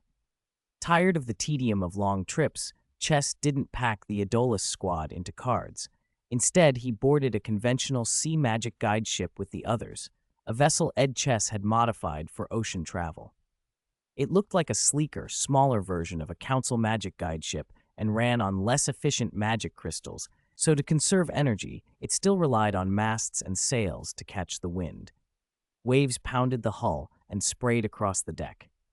Chess, the black magician girl out for a stroll, and the Aedolas chess squad sat together, swapping stories about their respective guilds. They laughed over how the same names in both worlds could belong to such different people. The Aedolas members especially peppered their questions with teasing, eager to gather ammunition for future jibes. Edfried was the liveliest, firing question after question at the black magician girl about Laxus. When he heard she'd started a civil war over the hollow title of strongest and had been soundly beaten by Chess, he whooped with delight and mocked his alternate world counterpart, Aedolas Laxus. Everyone loved the stories, but Chess, already familiar with Aedolas' fairy tale, grew bored watching the same banter play out. Finally, about a third of the way into the voyage, he cut through their chatter. "We're just sitting around anyway. Want to play cards?" His gaze landed on Chess. Before he'd transmigrated, Chess had been a shut-in who played games all day. That had to count for something. Chess had found most Earthland duelists either reckless like Natsu and Elfman or lucky like Lucy. Even Kana, who could play well, used cards to tell fortunes, hardly a proper duel partner. If he wanted a real match, it might only come from his Aedolas counterpart. "Card duel? Sounds fun," Chess said. "Chess, tell us the rules," Chess's teammates urged. They'd seen Chess's card magic in action before and were curious. Chess brought out a card and accessed the duel rules stored within, using his Windsong glasses for quick reference. In no time, everyone understood the basics and made room. For show, Chess and Chess strapped on duel discs, small holographic magic projectors, and started a match. Chess used Yugi Muto's deck. Chess picked Yusei Fudo's starring Stardust Dragon purely on aesthetics. Both life point displays flashed 4,000. Fans cheered, and the black magician girl and Aedolas Laxus watched with interest as the duel began. True to Chess's expectations, Chess proved an uncanny natural. After only a few exchanges, he'd grasped the subtleties, slipped fully into the role of a duelist, and steadily grew more intense. At one point, Chess pushed Chess to the edge, dropping his life points to a precarious 200. Chess felt the game in his blood. This was the kind of fight he'd hoped for, but he wasn't out. With a well-timed play, he summoned Destruction Dragon and turned the tables, bringing Chess's life points to 0. "Ha-ha! As expected of the silly master, well done!" the black magician girl crowed, puffing out her chest and offering a triumphant thumbs up. "How could this be? I actually lost." Aedolas Laxus dropped to his knees, his faith a little shaken. Chess swore and scattered his cards across the deck, sweat on his brow, anger and disappointment warring in his expression. Again, I can do a better combo next time. He clenched his fists, eyes bright with the hunger to win. Chess grinned. To get the most from that deck, you need to understand the heart of a clear mirror and still water. He smiled outwardly, but inside he felt far from calm. The duel had produced something unexpected, a new card. Deep in his consciousness, a monster card had floated up, a card called Silent Magician. Chess didn't understand the mechanics behind it. His duelist soul, his cheat, gave no system panel or prompts, only results. Had new cards always been obtainable only through intense combat? Apparently not. Playing card duels with Ed Chess had generated new material. The discovery unsettled and excited him. Maybe the duelist soul's possibilities were broader than he'd thought. Maybe Ed Chess was special. Maybe it had something to do with Daedalus. Either way, Chess knew it was worth investigating. "All right, rematch," he said, slipping the duel disc back on. Ed Chess was already scooping up his scattered cards. The others, seeing the discs, instantly wanted a turn. Ed Fried reached for Chess's arm to snatch the device. The rest of the Daedalus crew softened their eagerness into sheepish smiles, trying to be courteous, but their eyes still begged for a game. "You don't need that device to play cards," the Black Magician girl said with a laugh. She stepped forward, beating her chest in mock pride. "Besides, this young lady's card skills are even better than the silly master's." That calmed Ed Chess and Ed Fried in an instant. They put on humble airs and offered the disc to others. "Decide who goes against whom and duel until dark," Chess urged. He wanted time to study the new card generation phenomenon, so he let them pair off and play. The ship sliced through the swells while duels and banter filled the deck. Cheers from winners, groans from losers. Chess watched the new round with interest, but no further cards appeared. It was as if only one card could be generated per person in a short period. Opponent swapping didn't change anything. The pressure from Daedalus, Laxus, and the rest, while fun, wasn't enough to trigger more cards. After a few matches, his attention wandered. He moved to a quiet corner, speeding the magic guide ship with a subtle push of power, then sank his awareness into the card space to analyze whatever mechanism had produced Silent Magician. He intended to consult the Black Magician there and greet the newcomer. Because Chess's magic was strong, the Silent Magician manifested in her 8-star LV8 adult form, long white hair, flowing white robes, an air of refined perfection that could fill any magazine cover. True to her name, she was aloof and elegantly taciturn, nothing like the fiery, warlike destruction dragon Gandora, yet her mastery of magic was unquestionable. Her attack panel registered 3,500, higher even than the 8-star Chaos Swordsman and Chaos Black Magician. "I understand. May I join you?" she asked after quickly gauging Chess's intent in the card space. She showed none of the awkwardness of a newly summoned card and instead spoke with a quiet, studied curiosity, eager to learn about magic and her new master. Chess regarded her for a long heartbeat, then nodded. Of course. If they were to fight side by side in the future, there was no reason to hide anything. Chapter 253. The only animus with Chess's enhancement to the magic boat. Their pace was far faster than when the Daedalus chess squad had sailed to the northern continent. By evening, the fading light of the western sun carved the distant outline of the continent against the horizon. Thinking of seeing their friends and family again soon, Chess and the others stopped their card duel and stood on deck, silent and smiling as they watched the shoreline grow nearer. 2.5 years wasn't a short time. They were eager to share the adventures they'd had since leaving the guild.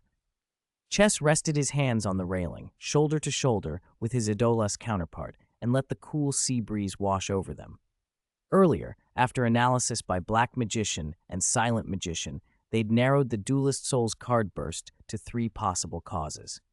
First, it might be triggered by intense emotional fluctuations, an all-or-nothing life-or-death battle, or a high-stakes card duel that sets your blood boiling. That would explain why dueling weaklings or inexperienced players never produced a reaction. Without pressure, there's no spark. Emotion and will are, after all, core forces in the fairy tale world. Second, the probability of a card burst could depend on the target's significance, how much they matter in the world. Chess's counterpart in Daedalus was special, and looking back over Chess's history, opponents who were tied to the original story guildmates, major bosses, produced more bursts, but there were exceptions, like the 18 fighting gods of Irmo Relic Island. Third, and simplest, was that as Chess's own power grows, his cheat system upgrades. Higher strength, higher chance to trigger bursts. Whatever the cause, it was good news. Another path to getting stronger. Chess decided that once they returned to Magnolia, he would promote Yu-Gi-Oh! Card duels, holding tournaments with big prizes to attract tough opponents, to feel that thrill and study the card burst mechanics more. With Fairy Tail's reputation and connections at Sorcerer Magazine, putting something like that together wouldn't be hard. Just imagining passionate duelists from across Fiora challenging him made his blood buzz with excitement. "Look! What is that?" The shout broke Chess's thoughts. Following Ed Evergreen's pointing finger, they turned toward the horizon. The South Continent, which should have been growing dark, erupted in streams of golden light. Ribbons of illumination poured up from the land and converged into the giant vortex hanging in the sky. "It's magic power! Magic is flowing into the sky!" Edolas Chess blurted, eyes wide. Chess glanced at the magic power detector in his hand. It was shrieking with beeps. Shock crossed his face. What's happening? Why is the South Continent's magic power being drawn up like that? "That guy Mistogen. He's faster than I expected." A dark gold flying magic circle unfolded on the deck. Chess's expression hardened. He already knew why. He didn't have time to explain to Edolas Chess. "I'm going ahead." With Black Magician Girl at his side, he turned into a streak of light and dashed straight for the royal capital. Edolas Chess and the others, who couldn't fly, exchanged worried looks as the two streaked away and scrambled to push the magic boat to its maximum speed. In the center of the royal capital, where the battle's damage still scarred the streets, the Animus control room lay deep within the king's castle. The huge crystal orb that channeled the weapon was humming and charging. Facing it, Mistogen stood with his back to the crystal, while Panther Lily, a muscular, black-furred exceed in armor and captain of the kingdom's magic warfare squad, glared at him. "I refuse. This is ridiculous," Lily snapped, furious. Mistogen had explained his plan: release the continent's magic power into the sky, take on the blame of betraying Edolas, die as a sinner, and let Lily be remembered as a hero who would lead Edolas forward as the new king. "You can't pin this on me," Mistogen answered quietly. "As father said, I am the one who brought Earthland's magicians to Edolas and caused the devastation." Lily's voice trembled, pleading as he tried to take the burden. "Let me bear it, Prince. Let me do this." Mistogen shook his head, a tired resolve in his eyes. "You saved me when I was young. You're the one who can lead our country to rebirth. I was abandoned by the Exceed. I turned to serve humans. I am the one who should be called a traitor. I will be the scapegoat." Lily's hands clenched. He wanted to insist. He wanted to sacrifice himself. But the crystal ball began to shudder violently, and the golden ribbons of magic power outside seemed to freeze mid-flow, like a paused film. It's infuriating, deciding to die without so much as a goodbye. A dark blue cloak whipped as Chess stepped from the corridor, his gaze sweeping past Lily to land on Mistogen. "You're not going to throw your life away like this, Mistogen. Are you still a fairy tale wizard, or what?" 3 rules were etched into every Fairy Tail member's heart when they left the guild. Never speak information that harms Fairy Tail in your lifetime, never contact past clients for personal gain, and the most important, whatever your path, live strongly. Never give up on your life. Never forget your comrades. Looking at the suddenly appearing stranger, Lily felt that familiar, terrifying pressure emanating from Chess. "Mistogen." Chess's voice was hard and furious. Mistogen's posture betrayed surprise and a flicker of panic. As an S-class fairy tale wizard, he knew their rules and the temperaments of his former comrades. He'd expected them to stop him. That had been why he'd rushed here alone after beating back the royal army. But fate had been against his plan. He sighed, meeting Chess's eyes. "Chess, I thought over every option, releasing the magic power and destroying Edolas. There is no other way to end the disputes once and for all." "So your answer is suicide?" "That's foolish," Chess shot back. "You know better than anyone that magic power is the root of Edolas's problems. But killing yourself won't end human conflict. If anything, it will only leave us worse off. If you've realized the issue, face it. Don't run." Chess took a heavy step forward. The floor groaned under the force. You want to be an unknown hero, dying in secret? Don't forget you're not just the prince of this country. You're a fairy tale wizard. Mistogan's temper flared at that. Do you think I didn't consider everyone? I'm doing this to protect the guild. Animus nearly killed everyone this time. He breathed the words like a plea. Nirvana's warning had given them time to respond.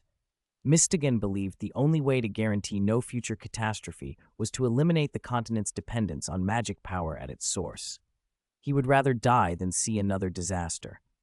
And because he was an Aedolus man, he felt obligated to stay and take responsibility. After spilling out his heart, Mistogan slumped as if all his strength had been drained. His eyes went dim. Let Animus finish reversing. Chess, this is the only. The only Animus? Chess leapt across the room in an instant, fist as large and unstoppable as a sack of sand. Bang! The punch landed clean on Mistogan's face. He flew backward, crashing into the giant crystal orb with a shower of light and a sound like splintering glass. Chapter 254, Chess versus Mistogan. You're worrying over something so small. You still don't know how strong I am, Mistogan. You want to reverse the Animus and keep it running? Chess cracked his neck, looked up at Mistogan, who lay trapped inside a giant crystal sphere, and thrust out a hand with a taunting smile. Then come and try to stop me. He preferred fists laced with conviction to words, blunt and direct. Force was persuasive in its own way. You impossible man. Mistogan didn't answer with more words. With a low growl, he tore himself free from the crystal, legs exploding with power as he charged at Chess, his bandaged right arm wound into a heavy fist. Chess didn't bother to dodge. He planted himself and took the straight punch full in the face. It wasn't arrogance. Earlier, Mistogan had tried a sneak attack to interrupt him, so Chess returned the favor. Bang! A muffled crack echoed as the impact drove Chess backward, his feet carving 2 furrows in the floor. Though Mistogan looked slight, his strength belied his build, a trait Chess found oddly familiar in Nightwalker, who relied on magical weapons and lacked physical conditioning. Not bad, Mistogan. Your punch is heavier than I thought. Chess steadied, swiped blood from his lip, and grinned. I thought all you knew were tricks to make people sleep. Thump, thump, thump, thump, thump. 5 strangely shaped staffs slammed into the ground and formed a ring around Chess. Mistogan, intent on releasing Aedolus's magic, crossed his arms and made a gesture. 5-layered magic array. Kagura. The staffs flared, and magic circles of many colors blossomed above Chess. The arrays linked and compressed into a concentratum of energy that shot down. Boom! The blast filled the control room with searing light. The shockwave rattled the hall. Oh! As expected of the prince, he finished his opponent so fast. Lily, watching nearby, couldn't help cheering. From the 2 men's earlier exchange, she guessed the stranger must be a guildmate of the prince from Earthland, like the monsters outside. Clearly, he sided with Mistogan, convinced Aedolus's mana had to be destroyed, and someone would have to be the sacrifice. But Mistogan's face stayed grave, still alert. He suddenly froze. Dealt with me? Sor Wadokana.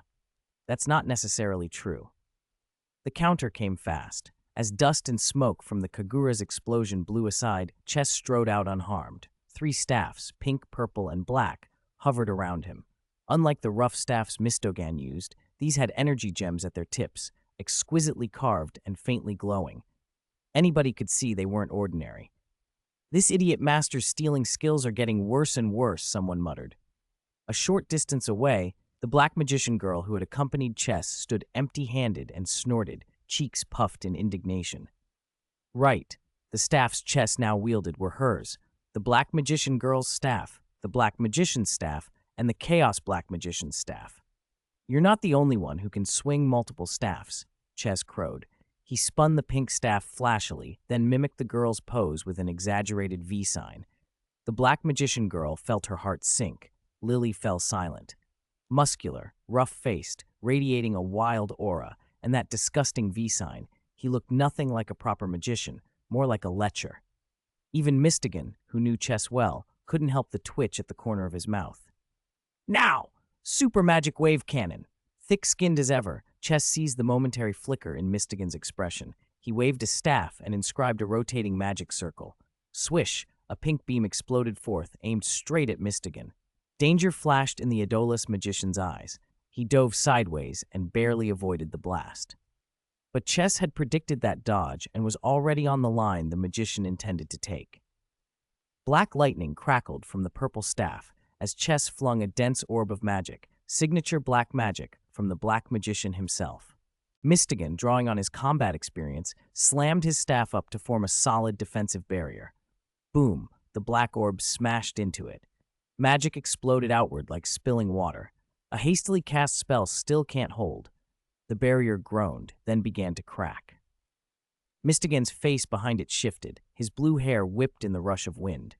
The next moment the barrier burst and he was hurled back, crashing into the massive stone statue of King Faust in the control room. The king's head shattered where he struck and rubble cascaded. From the storm of dust and debris, Mistogan sprang upward, brandishing his purple, lightning-streaked staff for a counterattack. Dark, spectral hands coalesced from the ground and lunged at Chess, a dark magic assault. Chess flipped and rolled, evading the grasping hands.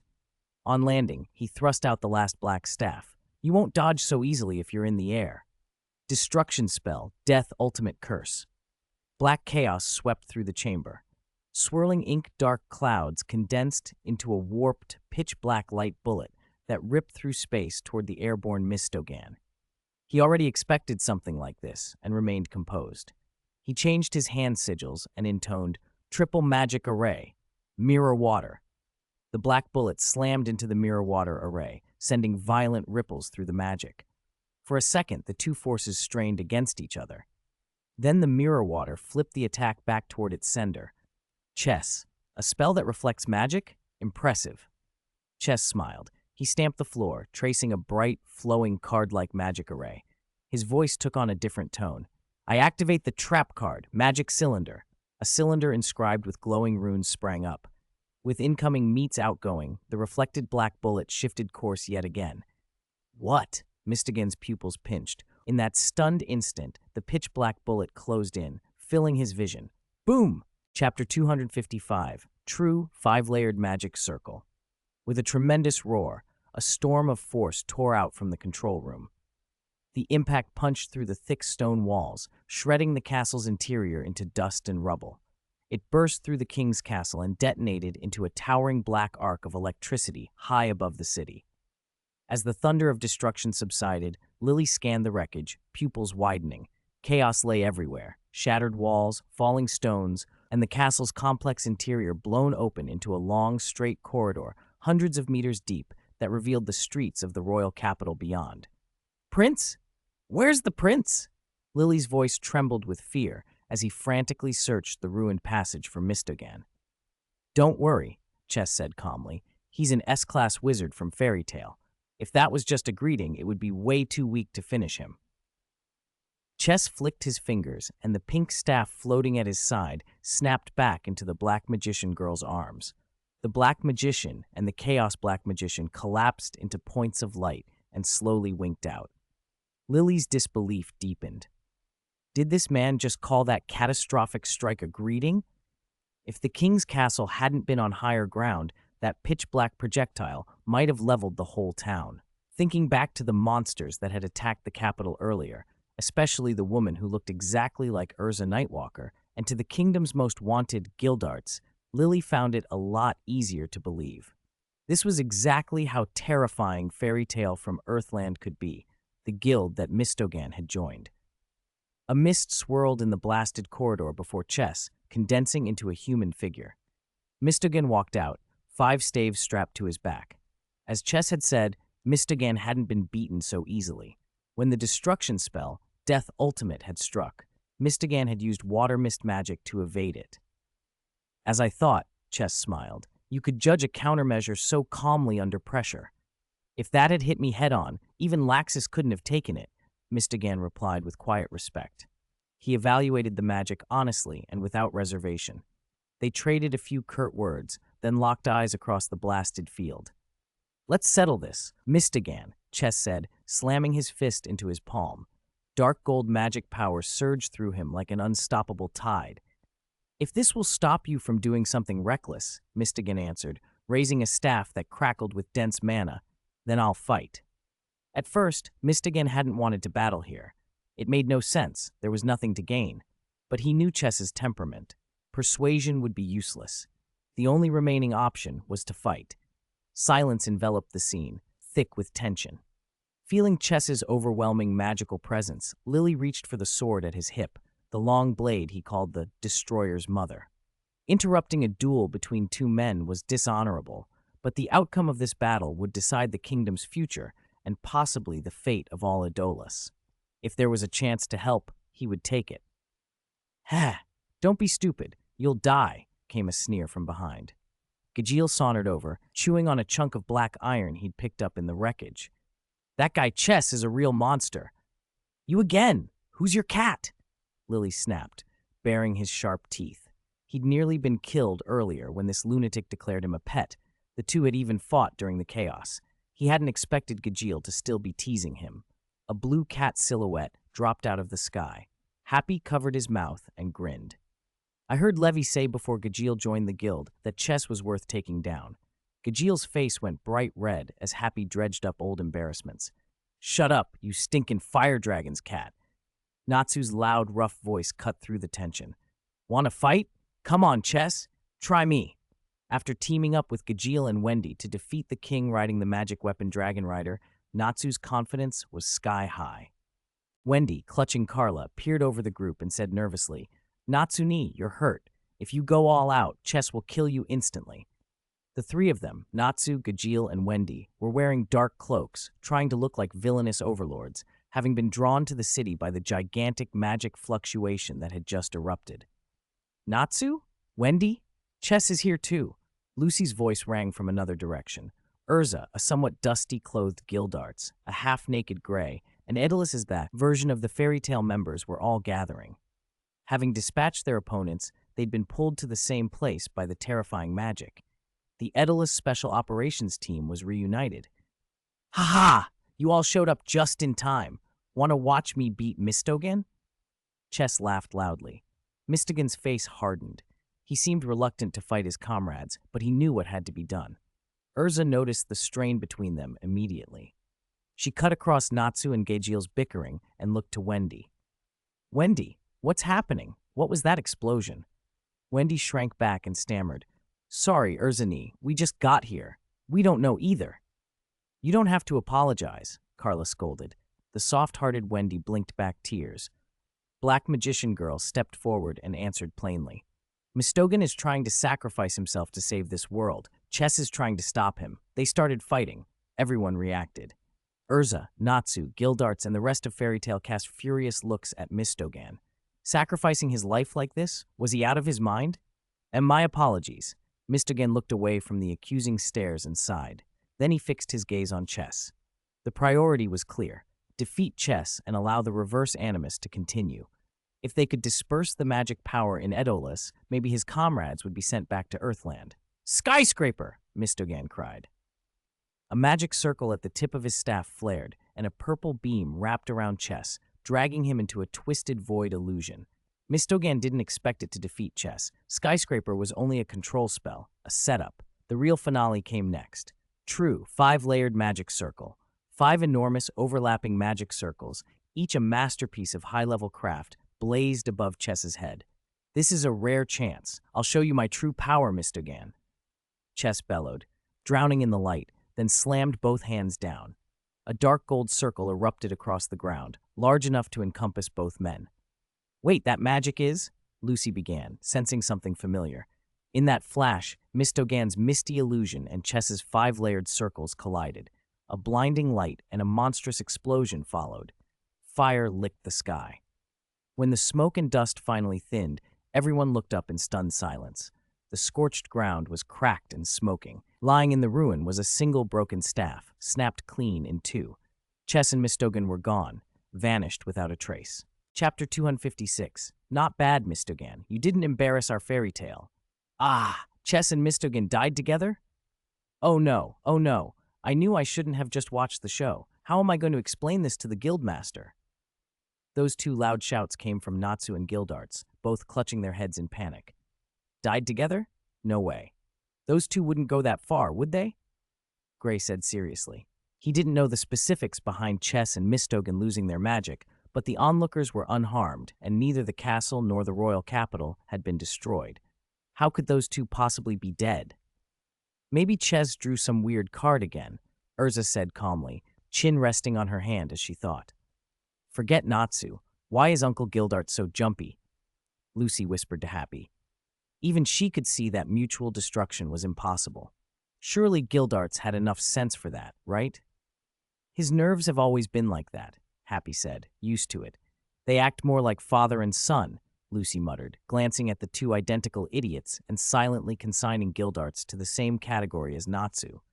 The imposing image of Fairy Tale's strongest magician collapsed in her mind once more. So where did Chess and the prince go? Idolus Lucy asked.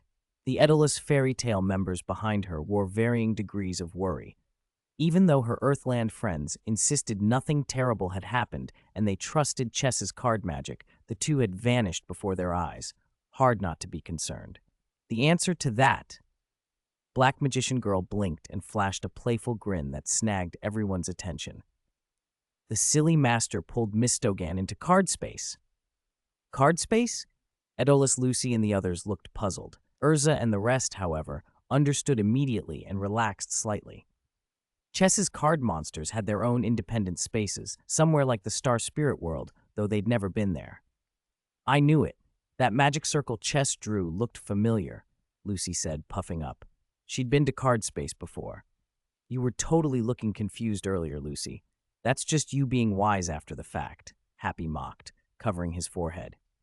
She's always showing off. She hasn't got Carla's cool calm, Happy added, then immediately tried to flatter Carla.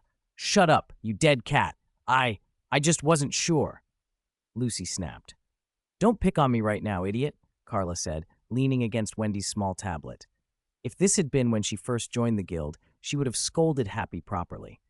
But being in Idolus had subtly changed her.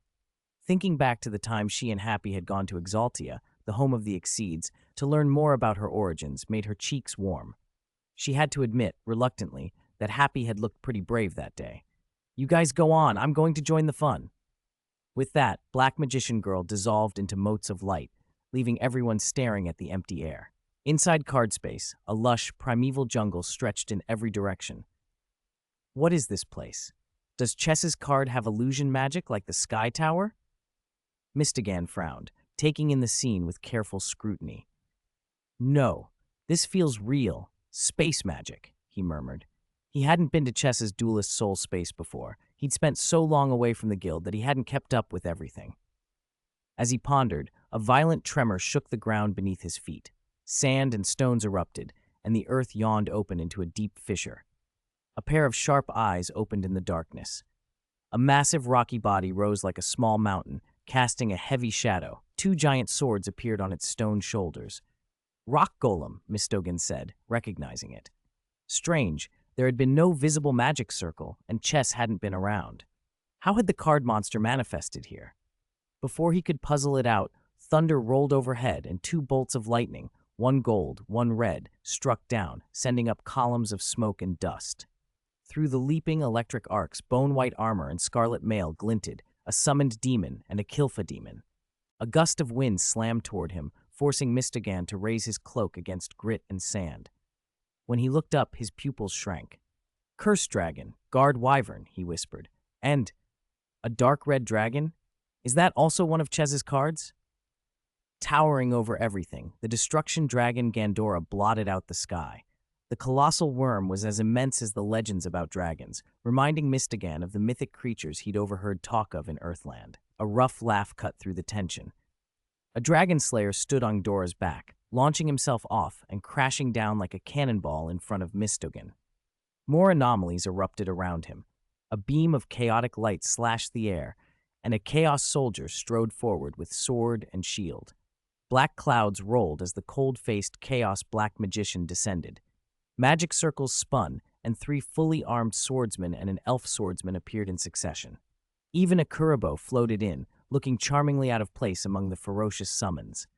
Thick magic power crackled and braided together, threatening to set the whole jungle alight. "Long time no see, Mistogan," Black Magician said, striding forward in a purple robe. Silent Magician stood beside him, her icy eyes taking Mistogen in. She thought silently that the prince's companion was, indeed, rather handsome. Black Magician Girl hurried up behind them, grinning. Sashibori, Mr. Black Magic, Mistogan greeted automatically, scanning the surrounding card monsters. Some faces he knew, others were complete strangers. He was stunned to see just how many powerful beings Chess had gathered. Where's Chess? He's not hiding, is he?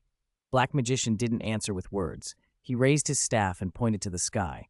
In an instant, a vast, terrifyingly holy aura erupted and washed over Mistogan like a tidal wave, filling the space. What is that? Mistogan's eyes widened. He froze in rare, palpable fear. If Gandora had been shocking, the Scarlet Colossus coiled above them overturned everything he thought he knew. The pressure alone made his nerves tremble. That gaze seemed to pierce straight through him. The legend of a sky dragon, a god, flashed through Mistogan's mind and stopped him cold. Perched proudly on the dragon's back, Chess's dark blue cloak snapped in the fierce wind. The display was theatrical, certainly, but it had a purpose, to dispel Mistogan's worries about Fairy Tail's safety and to prove that initial boast. You don't know how strong I am. Pulling Mistogan, who had no magic, into card space had been too easy. Mistogan shouted, not even thinking of activating reverse animus. Compared to what hovered above him, that seemed trivial. Chess! What is this? Is that creature one of your cards? If you want to know, come and find out. Defeat me, Chess said with a maddening smile. Sky Dragon twisted its massive form and opened a vast, blood-red maw pointed straight down. Lightning flashed and thunder roared as a violent energy condensed, Sky Dragon's signature move, superconductive wave. Boom, the explosion blew the jungle apart. Those who knew the move scattered fast. This time, Kuriboh was smart. Rather than dodge into Black Magician Girl's arms, it clung to Black Magician's leg. Smoke and debris choked the air. When it cleared, the forest had been leveled into a giant crater scored by residual lightning. Mistogan's figure was gone. For someone without magic to withstand that, kid, your guild companion is impressive, Black Magician said. But that's one shot only. If you want to see me again, you'll have to think carefully. With those words, Sky Dragon flapped away and vanished into its domain. Chess, flicked by a tail, hovered with flight magic and smiled faintly. Not bad, Mistogan. You didn't embarrass our Fairy Tail's S-class magician, Chess called, amusement in his voice. Back in the Animus control room of the Edola's royal capital castle, the scene was one of ruin. A purple magic circle flared, and Mistogan tumbled out like a kicked wolf.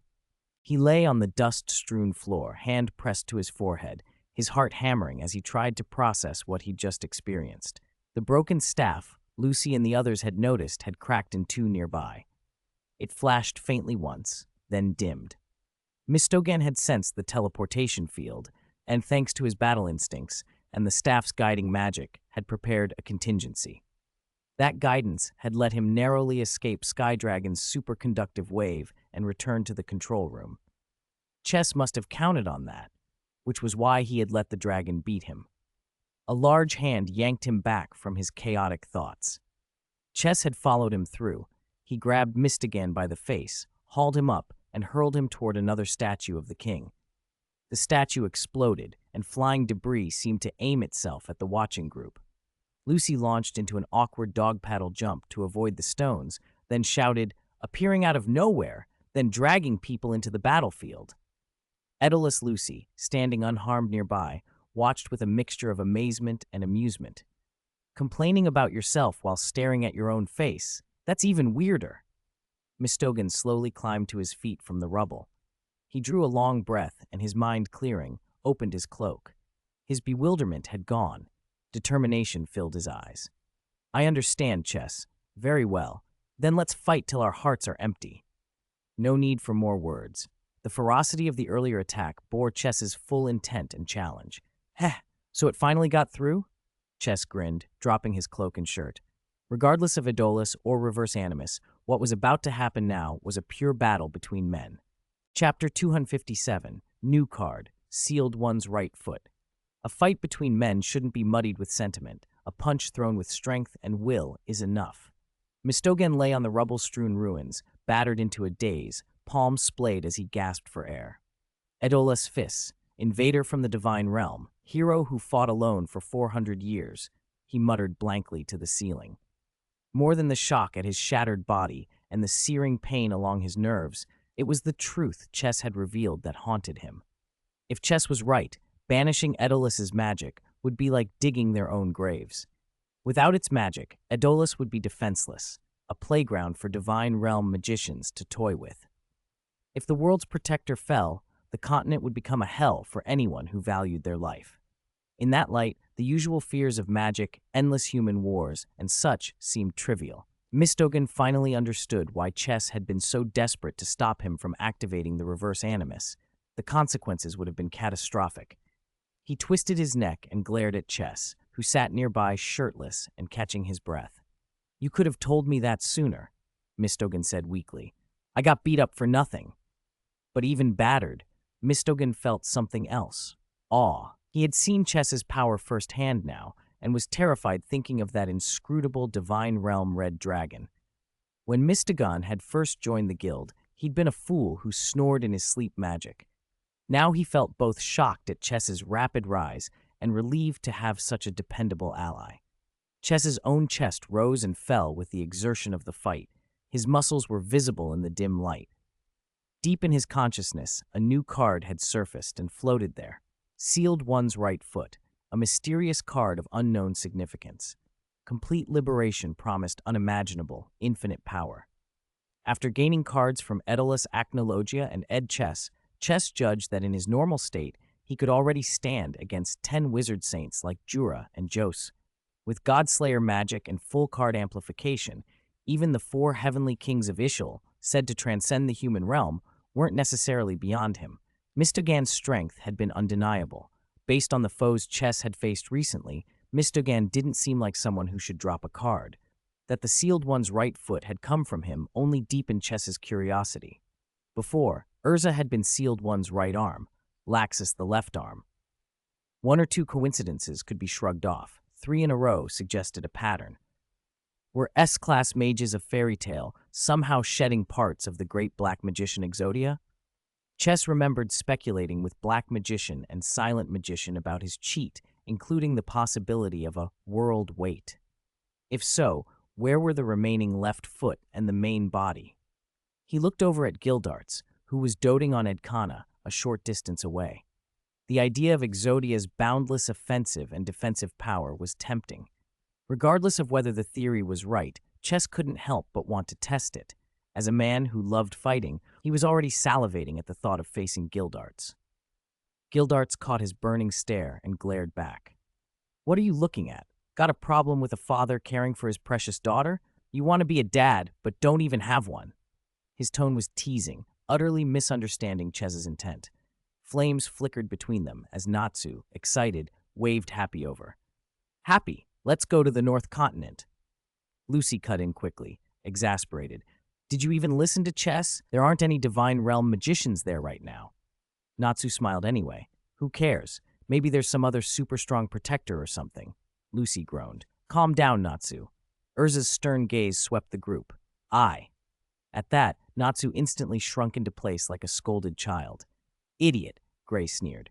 Gajeel took the chance to jab too, and the 3 responded as if in military formation. Edmira laughed at the sight. The rest of Aeolus Fairy Tale grinned. Having such powerful monsters in the same guild was reassuring.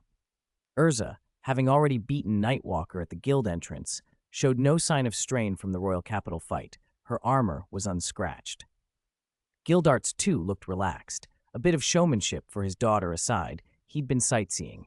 He'd said he wanted the younger ones to get training. Urza approached Chess. "Chess, about this Aeolus crisis. You have a plan, right?" Chess dusted off his pants and rose slowly. He surveyed the Aeolus Fairy Tale and the Kingdom Guards watching warily from the sidelines. He had stressed the danger of divine realm magicians. If the Aeolus people cowered and fled, everything would be for nothing. "Aeolus is my home," Mistogan said, forcing himself up. He spoke with a hard, determined look. "There are people I care about here. I'll protect this world, even at the cost of my life." Lily echoed him. The Aeolus Fairy Tale members, who had grown used to living on the run, looked a little less resolved. They only wanted to see a brighter future with their friends. Ed Lucy pushed forward and stepped up to inspire them, just as she had once rallied the guild. "If the world's destroyed, there'll be nothing left," she said, blunt and fierce. "Even Chess is willing to fight. Are you all worse than him?" Hearing Lucy invoke Chess, the Aeolus members stirred. A few bristled at Chess's attitude, but were fired up by pride and rivalry. Ed Jet and Ed Troy, the guild's strongest, clenched their fists. "I'd rather die than be beaten by that guy," they declared. "We swear to follow Prince Fist to the death. We swear to protect Aeolus to the end," cried the guild members, and even some of the kingdom guards, who were swept up by the resolve in the air. Weapons were raised. The mood surged. Happy sidled next to Lucy and whispered, "Unlike someone in our guild, you, dead cat, call out my ID number." Lucy snapped, furious. Urza put a calming hand on her shoulder. "Don't sell yourself short, Lucy," she said earnestly. Lucy tried to imagine herself as Ed Lucy rallying her guildmates, then immediately deflated. But that scene would never happen for me. Wendy felt sorry for her and offered comfort. Lucy gave a strained, humorless laugh. Chess smiled at the crowd, not surprised by how events had unfolded. He had already discussed a strategy with the Aeolus chess squad on the way back, and now explained it clearly. Divine Realm magicians were drawn to the vast magic pool concentrated in fists. The first priority was to build a large-scale teleportation device on the South Continent that could support the North Continent at a moment's notice. It would be difficult, but for Ches, versed in Divine Realm magic theory and having improved Fairy Tail's teleportation machine before, it was doable. Fists, which gathered the world's magic, could easily supply the power needed.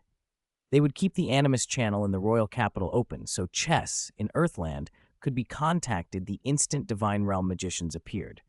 That would create a 3-point teleportation network: Earthland, South Continent Royal Capital, North Continent Fists. To prevent misuse, Chess would provide blueprints for a Neo-Youth version detection system able to distinguish intention to be installed near the teleport gates. It would act as an early warning system for incoming Divine Realm magicians. In exchange, Aeolus would hand over all information related to large-scale space-time magic and Animus, manufacturing blueprints, operating principles, activation methods, everything. That was the stated reason. Practically, Chess could have taken the Animus by force or simply asked Mistogan for it. The real reward for him was the chance to fight powerful Divine Realm magicians and collect cards to increase his strength. If they played it right, the site could even become an experience ground where guild members could fight monsters and level up. Chess didn't mention longer-term plans, diverting Alentia's surplus magic to Aeolus or linking 2 or 3 worlds, because those involved dealing with entities like the moon god Dragon, and those were problems for later. When peace came, perhaps the Heartfilia family could manage any wider economic ties. After all, it was better to keep wealth in the family. Guildarts chuckled after hearing the plan. He'd once agreed with Master's wish that Chess should be the next guildmaster, and listening now, he saw why. Chess thought clearly and broadly, the kind of leader who made sense. Guildarts privately thought, as long as it wasn't him who had to be the next master, he was fine with it. Lucy leaned to Happy. "Also, Guildarts calling someone single-minded is a bit rich, isn't it?" she whispered. Happy immediately tattletailed. "Aye, Guildarts, Lucy's talking bad about you." Guildarts glanced over. Lucy's face turned beet red. She bowed repeatedly and awkwardly. "Sumimasen, honto ni sumimasen. Dead cat, stinky cat, bitch cat," Lucy muttered under her breath as she stormed off. "I curse you to choke on a fishbone every time you eat fish." Chapter 258. Mistogan, do you want a wife? On the top floor of the Royal Capital Castle, Chess and Mistogan stood side by side, looking down over the city. Below, the streets were a whirl of panic. Citizens scattered in fear, soldiers trying to restore order. Although the main fight between Fairy Tail and the Royal Army had been contained within the castle, the damage had been severe. Chess's terrifying death ultimate curse had left a lingering sense of dread. The sudden surge and abrupt stop of magic power in the sky had deepened everyone's anxiety. Many already suffered from magic power phobia. Rumors flew. What had happened, and would the nation itself be torn apart? After a few quick questions of Lucy and Urza, Chess had a clear picture of the battle. Without Nightwalker's participation and forced to rely on limited magic weapons, the royal army had been outmatched. Chief of Staff Byro, Deputy Chief of Staff Coco, Lily, and several captains of the magic warfare unit had all fallen behind. Seeing Fairy Tail overwhelmed the royal forces and driven by malice, King Faust attacked the Exceed's kingdom to seize a supply of magic power to shift the tide. Urza and Gildart stopped him, but Faust, desperate, deployed the kingdom's strongest magic warfare weapon, the Dragon Knight. Natsu, Gajeel, and Wendy, the three dragon slayers, fought it and eventually captured it alive. There were smaller moments scattered through the chaos as well. Happy defending Carla before the Exceed minister and, unknowingly, meeting his biological parents. Edolus Lucy leading her fairy tale counterpart into battle. Gajeel crossing paths with a war correspondent version of himself while searching for his cat. Besides the faster victory and those little deviations, the overall arc hadn't strayed far from what Chess expected. Sorry, Chess. There's still a lot to sort out, and the people need calming down. We can't have a celebration right now. Mistogan's face still showed traces of swelling and worry. The threat from the God Realm magicians had left him with a sharp sense of crisis. He needed to stabilize the royal capital and then contact Acnologia, who stood guard over Fis on the North Continent. That's fine. There'll be plenty of chances for banquets later, Chess said, watching the troops below try to reassure the citizens. He sighed. Besides, we can't linger. We should report back to the Guildmaster as soon as possible. There were weightier matters to attend, opening a stable space-time passage between Edolus and Earthland, and they'd already been away for days. Makarov was probably worried sick. Chess's voice softened at the thought. Suddenly, the scene shifted like a memory. In Magnolia, the old master Makarov was hiding in a corner of the guild, and, as fate would have it, sneezed loudly while looking at pictures of pretty women, an image Chess couldn't help but picture with a smile. Makarov will be furious. Please apologize to him for me. I won't be back to the guild for a while. Mistogan's apology deepened. As a prince who'd overthrown the king with the help of foreign magicians, he felt responsible for Adola's fate. Don't you know the master's personality? Don't worry. If he were here, he'd back you up. Chess glanced at Mistogan and gave a reassuring smile. And if you stay here, it gives us a reason to help Edolus, right? Mistogan's pupils trembled. He lowered his head and clenched his fists. Can I still be considered a fairy tale mage after what I did? He remembered the day he'd slipped away, intending to die alone. Since then, he felt he'd forfeited the right to remain in fairy tale. And now, stranded in Edolus, with scarce magic resources, visits between the worlds would be rare. You shouldn't decide that for yourself, Chess said lightly. Ask the master after things settle. I won't answer questions that only he can decide. Who knows if he'd use it against me someday and brand me with some title. Mistogan blinked at Chess's sudden caution, then let out an incredulous laugh. Is it that big a deal? People think you're the guildmaster all the time. Why worry so much? If you're not afraid, ask Gildarts. If he's not afraid, I'm not. Chess shot back with a grin. You. The small jokes eased the seriousness that had hung over them. Mistogan looked toward the distance, and after a pause he said in a low voice, Chess, please, take care of the master, the guild, and Lily. Lily had decided, upon hearing of the global crisis, to stay in Edolus with Mistogan. Gajeel had objected loudly, insisting he'd drag Lily back to the guild himself. He even threatened to knock Mistogan out and stuff him in a sack. The two nearly came to blows until Chess pointed out that the God Realm magicians weren't invading just yet, and that Mistogan could grow stronger training in Earthland, which would better protect Edolus. Persuaded by Mistogan, Lily finally relented. That's true, compared to everything else. Mistogan, you, Lily began, but Chess's face suddenly turned serious. The change in tone snapped Mistogan's attention to him. A tense hush fell. Chess raised his hand and, from his fingertips, a dazzling formation of card magic bloomed. A luminous playing card hovered into being and floated toward Mistogan. Do you want a wife? Chess asked, smiling. Mistogan's mouth went dry. What? He fumbled, momentarily losing his composure, and accepted the card Chess offered without fully thinking. When he looked down, he realized he'd been holding a card magic binder. Inside, Urza Nightwalker, imprisoned in the card, reacted to the movement. Urza's eyes snapped upward, fierce and intimidating even through the transparent seal. Their gazes met through the card. Mistogan's face heated instantly. He was so flustered he could feel his words tumbling over themselves. What wife? This isn't a fairy hunter trick, is it? Why would you suddenly? He wanted nothing more than to toss the burning hot card away, but he couldn't bring himself to risk harming Nightwalker trapped inside. That gentleness, typical of the prince, kept him frozen. Don't play innocent, Chess teased. A blush says more than anything. You're not fooling anyone. Chess watched Mistogan's rare, helpless embarrassment with obvious satisfaction. He gave one playful pat right on the prince's rear and turned to leave, whistling as he went. Mistogan leapt forward, face scarlet, clutching the card to his chest. Hey, Chess, you can't just walk off like that. My face is red because you suddenly brought up such a strange topic as wife. Chapter 259. What exactly are you disappointed about? The king's castle still bore the scars of battle. A third of the great hall had collapsed. The Aedolis chess squad had arrived safely and now mingled with the Aedolis fairy tale members they hadn't seen in 2 or 3 years, along with Lucy and the others. That's impressive. Gray actually has the nerve to wear only thermal underwear in public, Ed Bigslow exclaimed, eyes wide as if he'd discovered a new continent, staring at the shirtless Gray.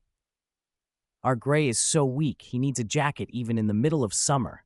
Someone from the Aedolis side teased with a grin. No, it's not weakness. I just feel safer with more clothes on. Gray, Aedolis protested quickly, his lack of confidence making the reply sound thin and unconvincing. Ed Bigslow laughed, and remembering the Civil War in Fairy Tale, eyed the 5 cylindrical medical kits he'd seen being carried around. When I first heard you were medics, I was shocked, he admitted. Do those attack dolls of yours talk? First aid kits don't talk, came the reply, but they do have basic offensive functions, magic lasers and the like. This world's dangerous. Curious about his counterpart, Ed Bigslow kept staring. He'd heard that Ed Chess had even followed Laxus into starting a guild skirmish. Are you the Wendy from over there? You're so small and cute. Ed Evergreen, in a pale green gown, crouched and patted Wendy's head before she could react. If possible, could you not use that prefix? Wendy asked, flinching. Being called cute didn't bother her much, but the word small stung. Her Aedolis counterpart was clearly much bigger. Sorry, I said the wrong thing. Can you forgive me? Ed Evergreen looked mortified when she noticed Wendy's chest was especially small. Having grown up with similar worries, she realized her mistake and tried to make amends. It's okay, Wendy murmured, tiny tears welling in her large eyes. Seeing the hurt on her face, Ed Evergreen panicked and shot a helpless glance at Ed Freed, who was chatting with Natsu nearby. Hey, come over here and save me. This kid is about to cry. Freed, although maybe not ideal with children, was surprisingly good at calming girls. Carla muttered under her breath, amused. Compared to that one who's always talking about beauty and fairies, Evergreen is unexpectedly gentle. Wendy, Aedolis, stepped forward with a cheerful determination and handed Wendy a list of foods she'd heard could increase bust size. Whether by magic or psychology, it was enough to settle Wendy down. A little ways off, Ed Gildas approached Gildarts and Urza. Seeing you shocked me. You really do look like that fairy hunter. And that aura, he said, eyes sparkling. Urza was equally taken aback. I was surprised too. Gildarts, who in Magnolia turns on that focus-dedicated mode, is actually a famous geographer in this kingdom. Ha ha ha! Who'd think I'd study something as boring as geology? Gildarts boomed. That's not boring at all. Studying shifting crusts, exploring unknown terrain, and reconstructing history from geography. How could that be dull? Ed Gildas countered, his voice full of passion. A longing light flickered in Ed Gildas's eyes. He, too, was a worker obsessed with geography, so obsessed he'd lost his hands during a research project and had prosthetics fitted by Ed Chess. That fanaticism matched Gildarts perfectly. Not only their appearance, but their fervent attitude toward work was the same. The difference was personal. Ed Gildas loved his wife and daughter deeply. Compared to the other Gildarts, who didn't even know he had a daughter, Ed Gildas seemed better somehow. Both dads are the best, Edkana said, gliding over in a pure white dress. Her graceful movements and faint, pleasant scent contrasted comically with Gildarts, who suddenly felt like a drunkard wasted at the bar all day. "No, I'm an irresponsible, hopeless idiot," Gildarts muttered, clenching his fists. A rare shadow of sorrow crossed his face. "It's not too late to realize it," Urza said softly, offering comfort. When Gildarts and Kana had reunited at the Idolus fairy tale, Kana's mind had been focused on the fairy hunter, an enemy, so she had paid little attention to anything else. Now the idea that Kana, who joined the guild even earlier than Urza, might be Gildarts' biological daughter seemed almost unreal. Nearby, Natsu and Happy sulked, sighing heavily. Just the day before, the two of them had argued loudly over whether Gildarts resembled a frog or a fish. "What exactly are you disappointed about?" Lucy snapped, hand to her forehead, exasperated at their intelligence. Didn't Chess leave the party precisely to find his counterpart in Gildarts? It was obvious these two hadn't been listening to the plan. After she'd scolded Natsu and Happy, Lucy's gaze drifted to another corner of the hall. Ed Lucy, who hadn't seen her beloved little brother in years, was over the moon. She grabbed Ed Chess and hugged him in a smothering, suffocating embrace. Ed Chess fumbled, awkwardly extending an arm toward Idolus Laxus for help. Idolus Laxus, a devoted fan, was about to step forward, but one glare from Ed Lucy froze him in place. That was one sister you did not want to cross. "They're not just siblings. Chess is practically an idol to Laxus?" Lucy muttered in disbelief. "What kind of a joke is this? They've been close ever since Chess joined," Ed Mira said, watching the playful scuffle with a small smile. "Are Chess and Laxus not on good terms?" "Aha! Well," Lucy scratched her head, awkward. "They look terrible together," Ed Mira concluded, reading the reaction. Lucy sighed. Given the earlier examples of Natsu and Gray, that wasn't hard to believe. "Despite all the bad things that happened back then," she added thoughtfully, "I feel like they'll end up great partners." "That's true. If I ever get the chance, I'd really like to go see Earthland." Ed Mira's eyes dimmed for a heartbeat as she finished the sentence, and there was something she didn't say out loud, so she could see Lasana. All the evidence pointed to the Lasana currently in the guild not being her real sister. The Lasana here had origins in Earthland. Mira was convinced of it. She had already privately discussed the matter with Ed Elfman. No matter how reluctant Lasana might feel, if she truly belonged with a different family, they would bring her back to her real sister and brother. Chapter 260, Departure. The arrival of Chess and Mistigan cut short the noisy chatter among the group. "Prince, are you all right? Why is your face so red?" Lily was the first to notice that something was off with Mistigan. Everyone looked over and indeed saw his usually pale, composed face flushed bright. The contrast between his embarrassment and his cold, handsome features was oddly endearing. "He went out alone once and came back like this. Hey, Happy, do you think Chess and Mistogan?" Lucy leaned toward Happy and whispered, eyes glittering with gossip. Wendy, standing nearby, gasped and instantly turned bright red herself as her overheated imagination conjured scandalous boys' love scenes. Lucy's words infected the others. The looks directed at Chess and Mistogan shifted into something lascivious. "No, nothing like that. Don't just imagine things." Mistogan couldn't stand it. He hurried forward to dispel the insinuations, tearing the imagined romance to shreds. "I'm sorry. I'm really sorry, Jalal. No, Mistogan." Wendy flailed apologetically, mortified at her own slip. "Stay away from Lucy, Wendy," Carla warned, glowering, and hauled Wendy off. Chess laughed loudly, making no attempt to hide Mistogan's awkwardness, and even tossing out lines that were easy to misunderstand. It was almost certainly deliberate. Chess was enjoying the torment.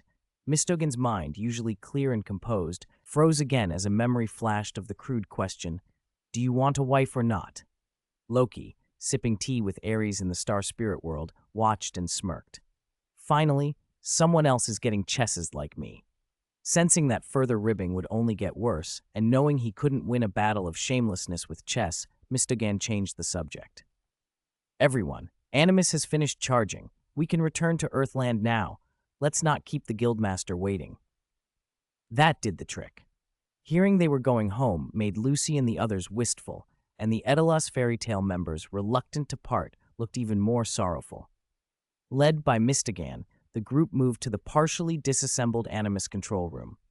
Bringing up the rear, subdued and quiet, were a number of cats, the Exceeds from Earthland. During the recent conflict, the secret of Queen Shagat had been exposed. She was not a god who could arbitrarily control life and death, but a seer who could foresee the future. With the Mad King overthrown and Mistogan poised to take a more approachable throne, it was obvious the Exceeds had little future in Aedolas. Without their inherent magic power, and with many Eidolons long resentful of their self-styled godliness, staying would lead to perpetual animosity. Anticipating a bleak future, Queen Shagat had asked Mistogan to send the Exceeds to Earthland, a place rich in magic power, a refuge, and a chance at a fresh start.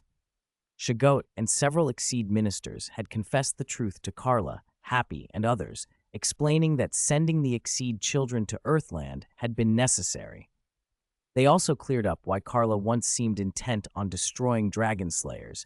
Her precognitive ability had twisted her perception. But Shagat still insisted she couldn't recognize Carla as her daughter until Carla proved herself a capable mother. Mistogan understood the Exceed's plight and agreed immediately. Even Urza, among the passing cats, nearly flew into a rage at a pervy fellow who resembled an old acquaintance and almost kicked him out of the way. The Exceeds joined Chess and the others aboard the Animus. Inside the control room, a large magic formation etched with Aedolas runes unfolded. Brilliant white light washed the chamber as the formation hummed with power. Chess, Urza, Lucy, Gajeel, Wendy, Carla, Gildarts, and the Exceeds stepped into the pattern. Natsu, who would normally have dashed in first, stood frozen at the edge, reluctant. Happy mirrored him. Both the man and the cat looked at Lasana, their eyes shining with hope. Lasana met their gazes and clenched her teeth, trying to suppress the urge she could barely control. After a few days together, how could she not recognize the two who had been her family since childhood? She loved them, and she couldn't bear to cause Mira and Elfman any more pain. At the same time, she missed her siblings in Earthland and was torn between two homes. As she struggled, a shove from behind sent her stumbling toward Natsu and Happy. Mira. Lasana turned and saw Ed Mira and Ed Elfman leaning on each other for support. Despite their attempts at brave faces, exhaustion and sorrow showed through. "It's okay. We know," Mira managed. "We noticed but couldn't say anything. We're sorry, Lasana," Elfman added weakly. "You, like Lasana, are gentle. You wouldn't want to make your real siblings or your guildmates like Natsu and Happy sad," Mira said. Lasana's tears burst free. She lunged forward, desperate to run to them. "Please, Prince!" Ed Mira cried, voice breaking. Ed Chess stepped forward and gently took Lasana's trembling wrist to steady her and give her courage. Mistogan, silent, raised his hand and activated Animus's reversal mode. A curtain of white light sprang up from the edge of the teleport formation, shooting into the sky and severing Lasana's path. The barrier separated her from those leaving, and the air filled with the ache of parting. No one inside the light formation could think of how to persuade her. The truth was brutal. The Lasana of Aedolas was already gone. The longer they lingered, the more likely whatever curse had taken her might strike again. Chess felt the weight of that fact. He had learned more about Anksaram, the god of death and taboos, and the dangers of meddling with death. The Black Magician's last resurrection had suggested it might be possible to bring someone back if done quickly enough, but Aedolas Lasana's case was not simple. Too much time had passed. She might already be affected by the curse. Chess wasn't personally afraid of dabbling with death. If his friends were killed, he could try raise dead to bring them back, perhaps even learning Anksaram's weaknesses through the attempt. But involving that god, even indirectly, was far too risky. It could endanger not only himself, but his friends and all of Earthland. For the safety of everyone, Chess set aside the idea of resurrecting Aedolas Lasana. Maybe, he thought, when he could permanently summon the Sky Dragon, he could make amends. His god would not lose to Anksaram. With the sad reluctance hanging in the air, the Animus formation flared to full light, enveloping Chess and the others. The group became a streak of white that shot upward into the sky and vanished into the vortex of space-time above, headed for another world. The control room fell suddenly silent, a stark contrast to the earlier bustle. Ed Mira and Ed Elfman collapsed to the floor, their strength gone. "Hey, Chess, will we ever see each other again?" Mira sobbed, her face streaked with tears. "For sure," Ed Chess said, forcing a smile. Didn't I say we'd build a space-time channel between the two worlds? Hearing that, Mira broke down and flung herself into his arms. Nearby, Ed Evergreen gently comforted Ed Elfman. Mistogan watched the departing light in silence, then turned his gaze away with firm resolve. Convincing the people, rebuilding the kingdom, opening contact with the North Continent, constructing large-scale teleport devices, mobilizing resources to build the nirvana that Chess had promised, there was an overwhelming amount to do, and time was short. He could not accomplish it alone. Mistogan produced a card containing Nightwalker. Despite being bewildered by Chess's earlier remark about a wife, he knew one thing for certain: he needed the help of Nightwalker, the other Kingdom Magic battle captains, and Fairy Tale.